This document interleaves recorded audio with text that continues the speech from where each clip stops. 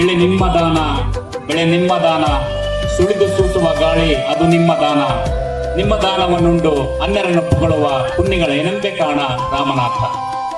ಮೊದಲಿಗೆ ಕುರುಗೋಡಿನ ಆರಾಧ್ಯ ದೈವನಾದ ಶ್ರೀ ದೊಡ್ಡಬೆಟ್ಟೇಶ್ವರ ಸ್ವಾಮಿಯನ್ನ, ಶಿವಶರಣೆ ತಾಯಿ ನೀಲಮ್ಮನವರನ್ನ, ಮಹಾಮಹಿಮನಾದ ಕೊಟ್ಟೂರೇಶನನ್ನ ಹಾಗೂ ಶಿವ ಸಾಹಿತ್ಯವನ್ನು ಹೊಂದಿದ ಲಿಂಗೈಕ್ಯರಾಗಿರ್ತಕ್ಕಂಥ ಪರಮ ಪೂಜ್ಯ ಗುರುಗಳಾದ ಕಾಯಕ ಯೋಗಿ ವಿವಿಧ ದಾಸೋಹಿ ಡಾಕ್ಟರ್ ಸಂಗಮಬಸವ ಮಹಾಸ್ವಾಮಿಗಳನ್ನ ಅತ್ಯಂತ ಭಯಭಕ್ತಿಯಿಂದ ಮನದಲ್ಲಿ ಪ್ರಾರ್ಥನೆಯನ್ನು ಮಾಡಿಕೊಳ್ಳುತ್ತಾ ಅವರ ಪಾದಾರವಿಂದಗಳಿಗೆ ಶಿರಸಾಷ್ಟಾಂಗಗಳ ಪ್ರಣಾಮಗಳನ್ನು ಸಲ್ಲಿಸುತ್ತಾ ಶಿವಾನುಭವ ಸಂಪದ ಕಾರ್ಯಕ್ರಮ 4ನೇ ಪ್ರತಿ ತಿಂಗಳ ಹುಣ್ಣಿಮೆಯ ದಿವಸ ನಡೀತಾ ಇರೋ ಹಂಪಿ ಹೇಮಕೋಟ ಶೂನ್ಯ ಸಿಂಹಾಸನಾಧೀಶ್ವರ ಪೂಜ್ಯ ಶ್ರೀ ಜಗದ್ಗುರು ಕೊಟ್ಟೂರು ಬಸವಲಿಂಗ ದೇವರ ಅಪ್ಪಣೆ ಹಾಗೂ ದಿವ್ಯ ಸಾನ್ನಿಧ್ಯದಲ್ಲಿ ನಡೀತಾ ಇರೋ ಈ ಒಂದು ಶಿವಾನುಭವ ಸಂಪದ ಕಾರ್ಯಕ್ರಮಕ್ಕೆ ಆಗಮಿಸಿದ ತಮಗೆಲ್ಲರಿಗೂ ಸ್ವಾಗತ, ಸುಸ್ವಾಗತ. ಪೂಜ್ಯ ಗುರುಗಳ ಆಗಮನ ಆಗಿದೆ. ಎಲ್ಲಾ ಭಕ್ತಾದಿಗಳು ಇದ್ದಿದ್ದುಕೊಂಡು ಅವರಿಗೆ ಒಂದು ಗೌರವವನ್ನು ಸಲ್ಲಿಸಬೇಕಾಗಿ ವಿನಂತಿ ಹಾಗೂ ಸ್ವಾಗತವನ್ನು ಬಯಸಬೇಕಾಗಿ ವಿನಂತಿ. ಓಂ ನಮಸ್ತೆ ಅಸ್ತು ಭಗವನ್ ವಿಶ್ವೇಶ್ವರಾಯ ಮಹಾದೇವಾಯ ತ್ರಯಂಬಕಾಯ ತ್ರಿಪುರಾಂತಕಾಯ ತ್ರಿಕಾಗ್ನಿಕಾಲಾಯ ಕಾಲಾಗ್ನಿರುದ್ರಾಯ ನೀಲಕಂಠಾಯ ಮೃತ್ಯುಂಜಯಾಯ ಸರ್ವೇಶ್ವರಾಯ ಸದಾಶಿವಾಯ ಶ್ರೀಮನ್ಮಹಾದೇವಾಯ ನಮಃ. ಶಿವಸಾಂಬ ಜಯ ನಮ ಪಾರ್ವತಿ ಪತಿ ಶಿವರ ಮಹಾದೇವ. ಪೂಜ್ಯ ಗುರುಗಳ ಆಗಮನ ಆಗಿದೆ. ಇನ್ನು ಕೆಲವೇ ಕ್ಷಣದಲ್ಲಿ ಅವರು ಗದ್ದುಗೆಯನ್ನ ದರ್ಶನ ಮಾಡಿಕೊಂಡು ವೇದಿಕೆ ಮೇಲೆ ಆಸೀನರಾಗ್ತಾ ಇದ್ದಾರೆ. ನಂತರದಲ್ಲಿ ಕಾರ್ಯಕ್ರಮ ಪ್ರಾರಂಭ ಆಗ್ತಾ ಇದೆ. ಸಂಪ್ರದಾಯ ಪ್ರಕಾರ ಒಂದು ಪ್ರಾರ್ಥನಾ ಗೀತೆಯೊಂದಿಗೆ ಈ ಒಂದು ಕಾರ್ಯಕ್ರಮವನ್ನ ಪ್ರಾರಂಭ ಮಾಡಾಗ್ತಾ ಇದೆ. ಜೈ ಮಂಗಲಂ ಜೈ ನಮ ಪಾರ್ವತಿ ಪತಿ ಶಿವಹರ ಮಹಾದೇವ. ಪರಮ ಪೂಜ್ಯ ಗುರುಗಳಾದ ಶ್ರೀ ಶ್ರೀ ಶ್ರೀ ನಿರಂಜನ ಪ್ರಭು ಮಹಾಸ್ವಾಮಿಗಳ ಆಗಮನ ಆಗಿದೆ. ವೇದಿಕೆ ಮೇಲೆ ಆಸೀನರಾಗಿದ್ದಾರೆ. ಈಗ ಒಂದು ಕಾರ್ಯಕ್ರಮ ಪ್ರಾರಂಭ ಆಗ್ತಾ ಇದೆ. ಮೊದಲನೇದಾಗಿ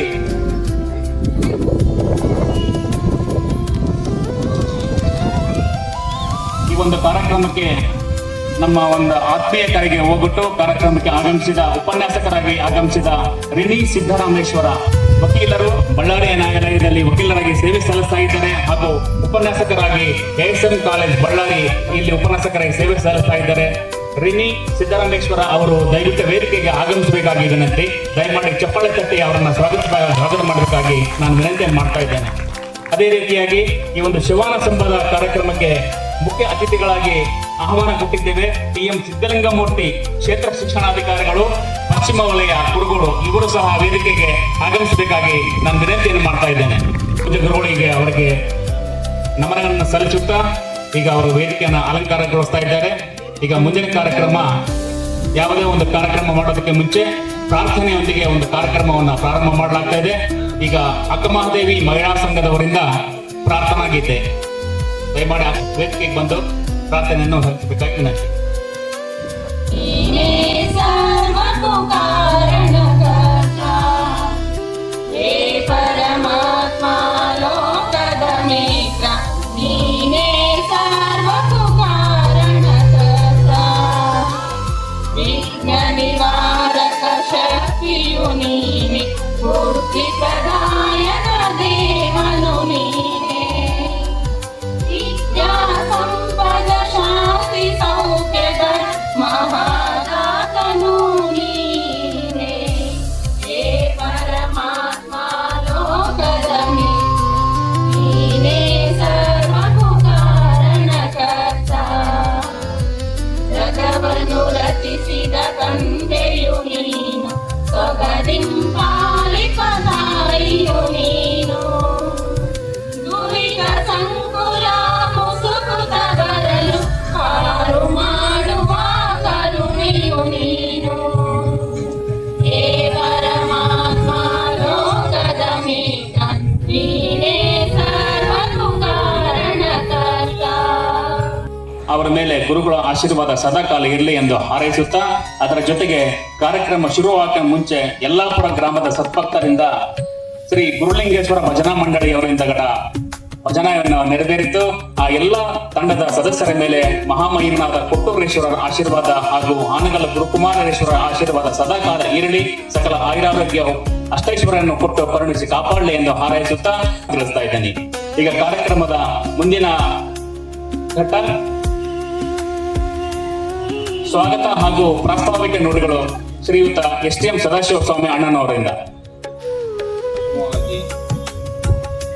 ಈ ಒಂದು ಕಾರ್ಯಕ್ರಮದ ಸಾನ್ನಿಧ್ಯವನ್ನು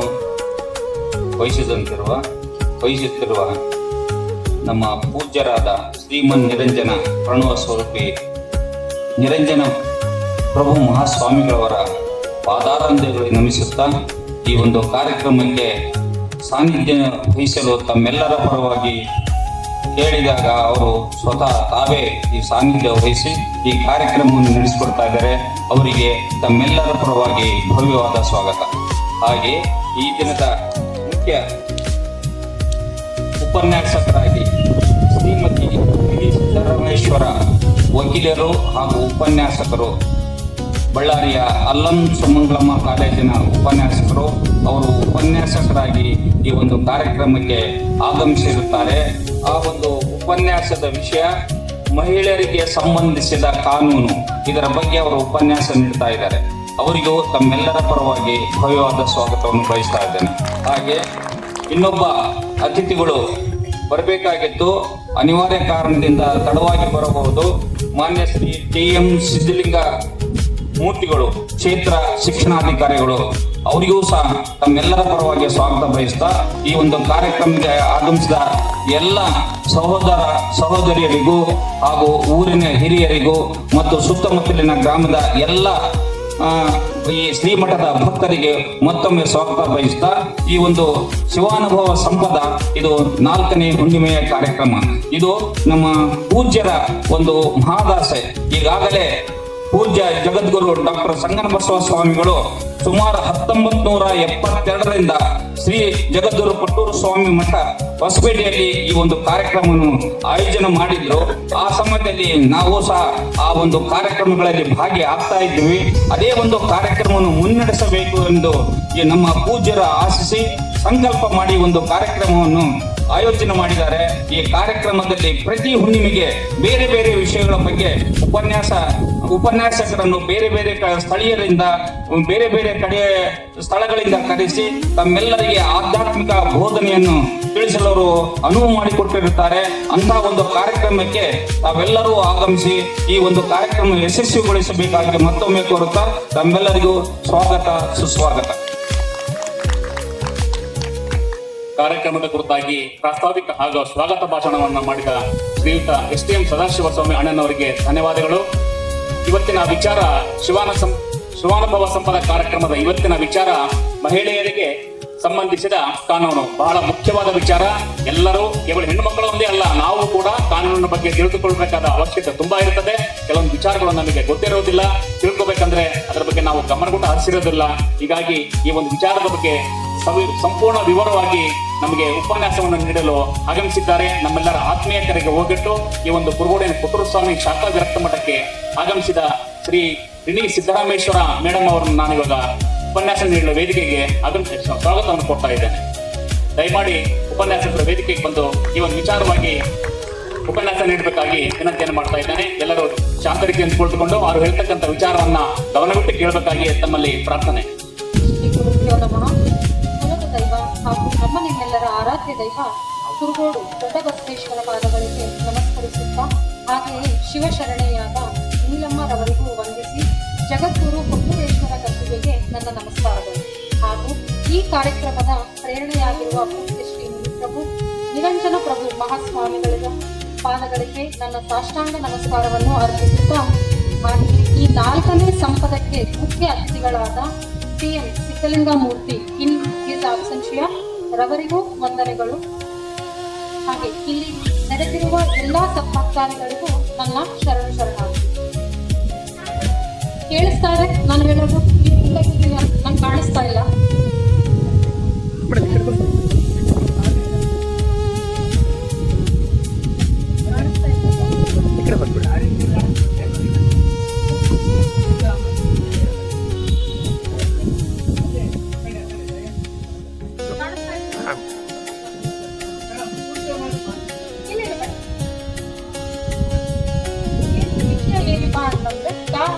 ಮಹಿಳೆಯರಿಗೆ ಸಂಬಂಧಿಸಿದ ಕಾನೂನು ಏನ್ ಹಿಂಗಂತಂದ್ರೆ ನಿಮಗೆಲ್ಲ ಒಂದು ಕ್ಯೂರಿಯಾಸಿಟಿ, ಏನು ಕ್ಯೂರಿಯಾಸಿಟಿ, ಏನ್ ಹೇಳ್ತಾರೆ, ಏನ್ ಮಾಡ್ತಾರೆ, ಏನ್ ಇರ್ಬೋದು ಅನ್ನೋದು ಬಂದು ಇಲ್ಲಿ ಒಂದು ವಿಷಯ ಹೇಳಕ್ ಏನ್ ಇಷ್ಟಪಡ್ತೀನಿ ಅಂತಂದ್ರೆ, ನಾನು ಯತ್ರ ನಾವೆಸ್ತು ಪೂಜ್ಯಂತೆ ರಮಂತೆ ತತ್ರ ದೇವತಾ.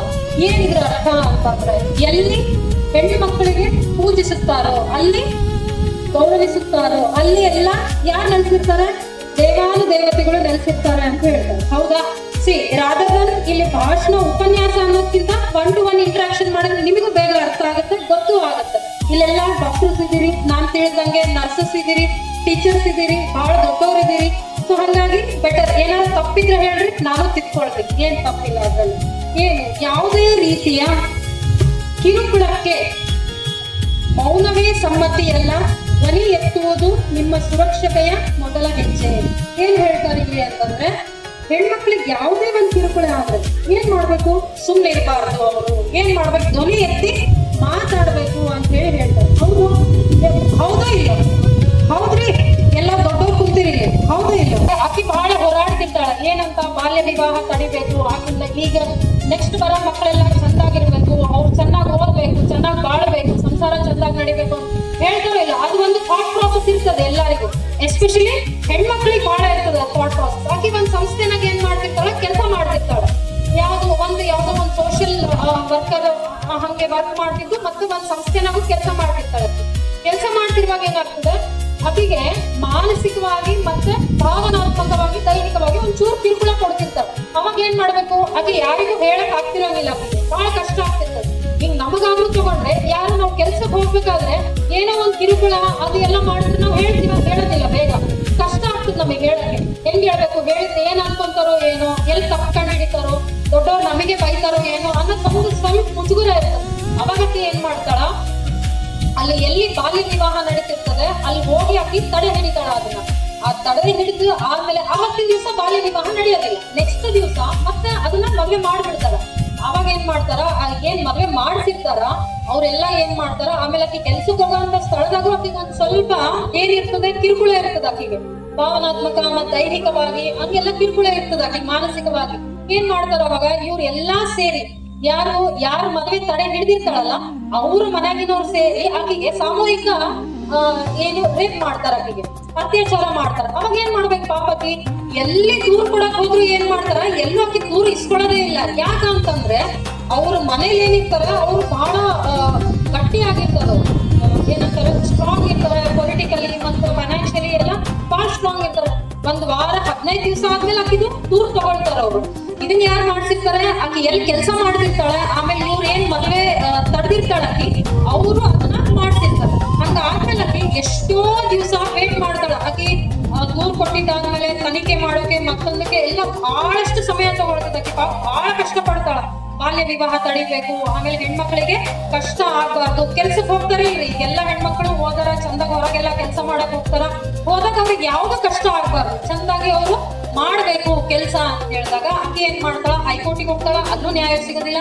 ಆಮೇಲೆ ಮತ್ತೆ ಸುಪ್ರೀಂ ಕೋರ್ಟಿಗೆ ಹೋಗ್ತಾಳ. ಸುಪ್ರೀಂ ಕೋರ್ಟಿಗೆ ಹೋದಾಗ ಏನಾಗುತ್ತೆ, ಆಕೆ ನ್ಯಾಯ ಸಿಗುತ್ತೆ. ಅವಾಗ ಏನ್ ನ್ಯಾಯ ಸಿಗ್ತದಲ್ಲ, ಆಕೆ 92ರಲ್ಲಿ ನಡೆದಿರೋ ಘಟನೆಗೆ 97ರಾಗ ಸಿಗುತ್ತೆ ಆಕೆಗೆ ನ್ಯಾಯ. ಏನಂತ, ಯಾವುದೇ ಹೆಣ್ಮಕ್ಳು ಕೆಲಸ ಮಾಡಕ್ ಹೋದಾಗ ಈ ತರ ಆಗಬಾರ್ದು ಅಂದ್ರೆ ಅವಾಗ ಒಂದು ಕಾಯ್ದೆ ತರ್ತಾರೆ. ಏನ್ ತರ್ತಾರ ಕಾಯ್ದೆ ಅಂತಂದ್ರೆ, ಕೆಲಸದ ಸ್ಥಳದಲ್ಲಿ ಮಹಿಳೆಯರಿಗೆ ಲೈಂಗಿಕ ಕಿರುಕುಳ ತಡೆ ಕಾಯ್ದೆ ಅಂತ ಯಾವಾಗ ತರ್ತಾರ. ನಾ ಹೇಳಿದ ಅರ್ಥ ಆಯ್ತು ನಿಮಗೆ? ಯಾವಾಗ ತರ್ತಾರ? 97ರಾಗ ಸುಪ್ರೀಂ ಕೋರ್ಟ್ ಒಂದು ಗೈಡ್ಲೈನ್ಸ್ ಕೊಡುತ್ತೆ. ಯಾವುದೇ ಹೆಣ್ಮಕ್ಳು ಕೆಲ್ಸಕ್ಕೆ ಹೋಗ್ಲಿ, ಅವ್ರಿಗೆ ಏನಾಗ್ಬಾರ್ದು, ಕಷ್ಟ ಆಗ್ಬಾರ್ದು, ಅವ್ರಿಗೆ ಚಂದ ಕೆಲಸ ಮಾಡ್ಬೇಕು, ಅವರು ಯಾವುದೇ ಕಿರುಕುಳ ಇರಬಾರ್ದು. ಅವ್ರಿಗೆ ಏನ್ ಸೌಲಭ್ಯ ಬೇಕು ಅದೆಲ್ಲಾ ಸೌಲಭ್ಯ ಯಾಕೆ ಕೊಡ್ಬೇಕು, ಹೆಣ್ಮಕ್ಳಿಗೆ ಕೊಡಬೇಕು ಅಂತ ಹೇಳಿ ಆವಾಗ ಕಾಯ್ದೆ ತರ್ತಾರೆ. ಏನು ಯಾವಾಗ ಅನ್ವಯಿಸುತ್ತೆ? ಸೊ ಇಲ್ಲಿ ಎಲ್ಲ ಸ್ವಲ್ಪ ವರ್ಕಿಂಗ್ ವುಮೆನ್ ಇದೀರಿ, ಒಂದು 15-20 ಮೆಂಬರ್ಸ್ ವರ್ಕಿಂಗ್ ಮಹಿಳೆಯರು ಇದೀರಿ.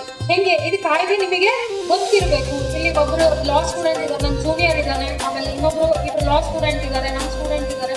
ನಿಮಗೆ ಗೊತ್ತಿರ್ಬೇಕು ಏನು, ನಾಳೆ ನೀವು ಕೆಲಸ ಓದಿ ಚಂದ ಓದಿ, ಬಹಳ ಇಂಪಾರ್ಟೆಂಟ್ ಏನಂದ್ರೆ ಎಸ್ಪೆಷಲಿ ವಿಮೆನಿಗೆ ವಿದ್ಯಾಭ್ಯಾಸ, ಅದರಲ್ಲೂ ಕಾನೂನಿನ ವಿದ್ಯಾಭ್ಯಾಸ ಅಟ್ಲೀಸ್ಟ್ ಸ್ವಲ್ಪ ಆದ್ರೂ ಗೊತ್ತಿರ್ಬೇಕು. ಅವಾಗ ಏನಾಗ್ತದೆ, ನೀವು ಕೆಲಸ ಮಾಡಕ್ ಹೋಗುವಂತ ಸ್ಥಳದಲ್ಲಿ ನಿಮ್ಗೆ ಏನಾದ್ರೂ ಆದಾಗ ಈ ಕಾಯ್ದೆ ಬಗ್ಗೆ ನಿಮಗೆ ಏನಾದ್ರೂ ಒಂಚೂರು ಅರಿವಿದ್ರೆ ಅವಾಗ ನೀವು ಕ್ವಶನ್ ಮಾಡ್ಬೋದು.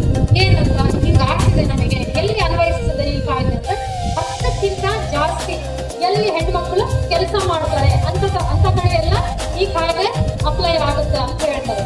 ಓಕೆ, ಗೊತ್ತಾಗ್ತದೆ? ಹಾ, ಬೇಜಾರಾಗ್ತೀರಾ?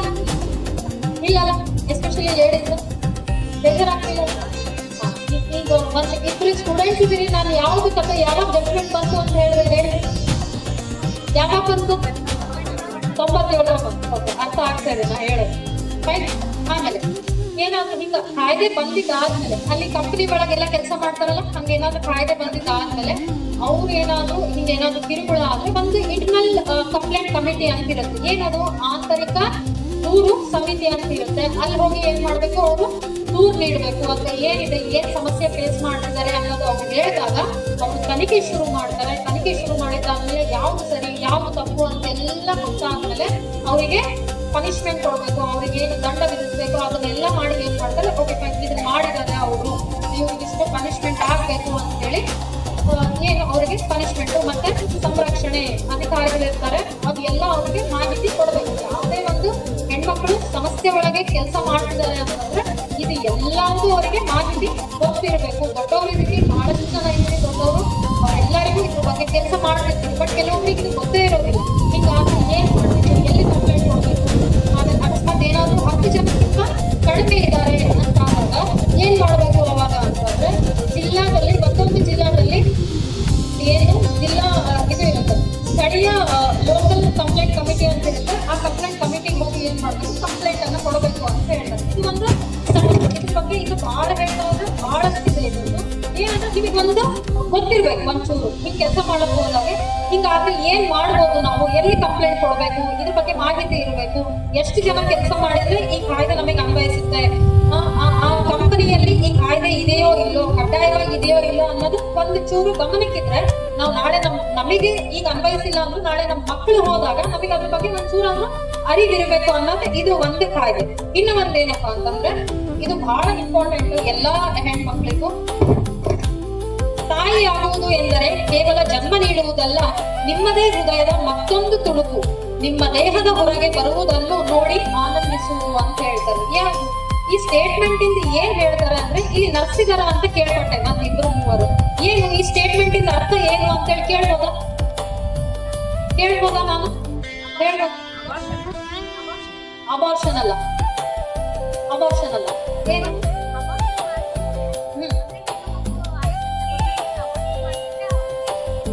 ಅಲ್ಲಲ್ಲ, ನಾನೇನ್ ಕೇಳ್ತಿದ್ದೀನಿ, ಸ್ಟೇಟ್ಮೆಂಟ್ ಏನಂದ್ರೆ ಅರ್ಥ ಮಾಡ್ಕೊಳ್ರಿ. ತಾಯಿ ಆಗುವುದು ಎಂದರೆ ಕೇವಲ ಜನ್ಮ ನೀಡುವುದಲ್ಲ, ನಿಮಗೆ ನಿಮ್ಮದೇ ಹೃದಯದ ಮತ್ತೊಂದು ತುಣುಕು ನಿಮ್ಮ ದೇಹದ ಹೊರಗೆ ಬರುವುದನ್ನು ನೋಡಿ ಆನಂದಿಸುವುದು. ಏನ್ ಹೇಳ್ರಿ ಇದ್ರ ಅರ್ಥ? ಹಾ, ಕರೆಕ್ಟ್. ಏನಂತಂದ್ರೆ ಯಾವುದೇ ಒಂದು ತಾಯಿ ಜನ್ಮ ನೀಡಿದಾಗ ಪುನರ್ಜನ್ಮ ಆಗತ್ತೆ. ಅದು ಎಷ್ಟೇ ನೋವಿದ್ರು ಏನಾಗ್ತದ ಆ ತಾಯಿಗೆ ಬಹಳ ಖುಷಿ ಆಗ್ಬಿಡ್ತದೆ. ನನ್ ಮಗು ಬಂತು, ಬಹಳ ಖುಷಿ ನನಗೆ ಅಂತ ಹೇಳಿ. ನಾನು ಇದನ್ನ ಯಾಕೆ ಹೇಳಿದೆ ಅಂತಂದ್ರೆ, ವರ್ಕಿಂಗ್ ಇದೀರಿ, ಬಹಳಷ್ಟು ವುಮೆನ್ ವರ್ಕಿಂಗ್ ಇದೀರಿ ಎಲ್ಲರೂ. ಏನಿದು ಯಾಕೆ ಹೇಳಿದೆ ನಾನು ಸ್ಟೇಟ್ಮೆಂಟ್ ಅಂತಂದ್ರೆ, ಈಗ ವರ್ಕಿಂಗ್ ವುಮೆನ್ಗೆ ಎಲ್ಲಿ ಕೆಲ್ಸಕ್ಕೆ ಹೋಗ್ತಾರ ಅವ್ರಿಗೆ ಒಂದ್ ಫೀಲಿಂಗ್ ಇರುತ್ತೆ. ಕಾಲೇಜಲ್ಲಿ ಹೋಗ್ತಾರೋ, ಸ್ಕೂಲಲ್ಲಿ ಹೋಗ್ತಾರೋ, ಮತ್ತೆ ಎಲ್ಲೋ ಹೋಗ್ತಾರ ಅವ್ರು ಕೆಲ್ಸಕ್ಕೆ ಹೋದಾಗ ಏನಾಗುತ್ತೆ, ಒಂದ್ ಫೀಲಿಂಗ್ ಇರುತ್ತೆ. ಏನು, ನಾನು ಈಗ ಕೆಲ್ಸಕ್ಕೆ ಸೇರ್ತೀನಿ, ಹೊಸದಾಗಿ ಮದುವೆ ಆಗಿರ್ತದೆ, ಹೌದಾ? ಈಗ ಮತ್ 5 ತಿಂಗಳು 6 ತಿಂಗಳು ಅಥವಾ ವರ್ಷನೋ ಅವಾಗ ಅವ್ರು ಏನಾದ್ರು ಪ್ರೆಗ್ನೆಂಟ್ ಆದ್ರೆ ಮತ್ತೊಂದು ಏನೋ ಆಯ್ತು ಅಂತಂದ್ರೆ ನನಗೆ ರಜೆ ಕೊಡ್ತಾರೋ ಇಲ್ಲೋ, ಹೌದಾ? ಆ ಥಾಟ್ ಪ್ರಾಸೆಸ್ ಬರುತ್ತೆ. ಎಸ್ಪೆಷಲಿ ವುಮನ್ಗೆ ಬಹಳ ಬರುತ್ತೆ ಆ ಥಾಟ್ ಪ್ರಾಸೆಸ್, ಹೌದಾ ಇಲ್ಲ? ಎಸ್ ಅವ್ರನ್ನ ಹೌದು, ಬರುತ್ತಲ್ಲ ಆ ಥಾಟ್ ಪ್ರಾಸೆಸ್. ಆವಾಗ ನಿಮಗೆ ಅಟ್ಲೀಸ್ಟ್ ಒಂದ್ ಸ್ವಲ್ಪ ನಾಲೆಜ್ ಇರ್ಬೇಕು. ಯಾವ್ದ್ರ ಬಗ್ಗೆ ನಾಲೆಜ್ ಇರ್ಬೇಕು ಅಂತಂದ್ರೆ, ಆ ಒಂದು ಕಾಯ್ದೆ ಇದೆ. ಏನು? ಹೆರಿಗೆ ಪ್ರಯೋಜನ ಕಾಯ್ದೆ 1961ರಲ್ಲಿ ಜಾರಿಗೆ ತಂದ್ರು. ಏನಿದು ಕಾಯ್ದೆ ಅಂತಂದ್ರೆ, ಎಲ್ಲಿ ಅನ್ವಯಿಸುತ್ತೆ ಅದು ಬೇರೆ. ಅಟ್ಲೀಸ್ಟ್ ನಮಗೆ ನಾಲೆಜ್ ಇರ್ಬೇಕಲ್ಲ. ಏನು? ಹೌದಲ್ಲ, ಈಗ ಮದ್ವೆ ಆಯ್ತು, ಅಟ್ಲೀಸ್ಟ್ 2 years ಅಲ್ಲಿ ಏನ್ ಹೇಳ್ತಾರೆ ಮನೇಲಿ ದೊಡ್ಡವರೆಲ್ಲ ಏನ್ ಹೇಳ್ತಾರೆ, ಮಗು ಯಾವಾಗ ಕೇಳ್ತಾರೋ ಇಲ್ಲ. ಎಸ್ಪೆಷಲಿ ಅಜ್ಜಿ ತಾತ ಇದ್ರೆ ಫಸ್ಟ್ ಮೊಮ್ಮಕ್ಕಳಿಗೆ ಹೇಳ್ತಾರೆ, ಹೌದಾ ಇಲ್ಲ? ಎಲ್ಲ ಯಾರೇ ಇರ್ಲಿ, ದಿಸ್ ಇಸ್ ಏನಂತಾರೆ ನಾರ್ಮಲ್, ಎಲ್ಲಾರ ಮನೆಯಲ್ಲೂ ಕೇಳ್ತಾರೆ ಇದನ್ನ. ಏನ್ ಮಾಡ್ಬೇಕು ಅವಾಗ ನೀವು ಅಂತಂದ್ರೆ, ಒಂದ್ ಸ್ವಲ್ಪ ಜ್ಞಾನ ಇರ್ಬೇಕು ಅದ್ರ ಬಗ್ಗೆ. ಏನು? ಯಾವುದೇ ಒಂದು ಹೆಣ್ಮಗಳು ಪ್ರೆಗ್ನೆಂಟ್ ಆದಾಗ ಅವ್ರಿಗೆ ಏನ್ ಜ್ಞಾನ ಇರ್ಬೇಕು ಅಂತಂದ್ರೆ, ನನಗೆ ಎಷ್ಟು ಖುಷಿ ಆಗ್ತದೆ ಅಂದ್ರೆ, ಒಂದ್ 4-5 ಅಜ್ಜಿಯವ್ರು ಹೇಳ್ಕೊಂತಾರ, ದೇ ಆರ್ ಸೋ ಕ್ಯೂರಿಯಸ್. ಎಷ್ಟು ಕ್ಯೂರಿಯಸ್ ಇಂದ ಕೇಳ್ತಿದ್ದಾರೆ. ಇಲ್ಲಿ ಒಂದ್ 5-6 ಅಜ್ಜಿ ಎಷ್ಟ್ ಚಂದ ಕೇಳ್ತಿದ್ದಾರೆ ಅಂದ್ರೆ, ಇದರಿಂದ ಏನ್ ಅರ್ಥ ಆಗ್ತದೆ ಅಂತಂದ್ರೆ, ಎಷ್ಟು ಅವ್ರು ಫೇಸ್ ಮಾಡಾರ ಲೈಫ್ ಅಲ್ಲಿ.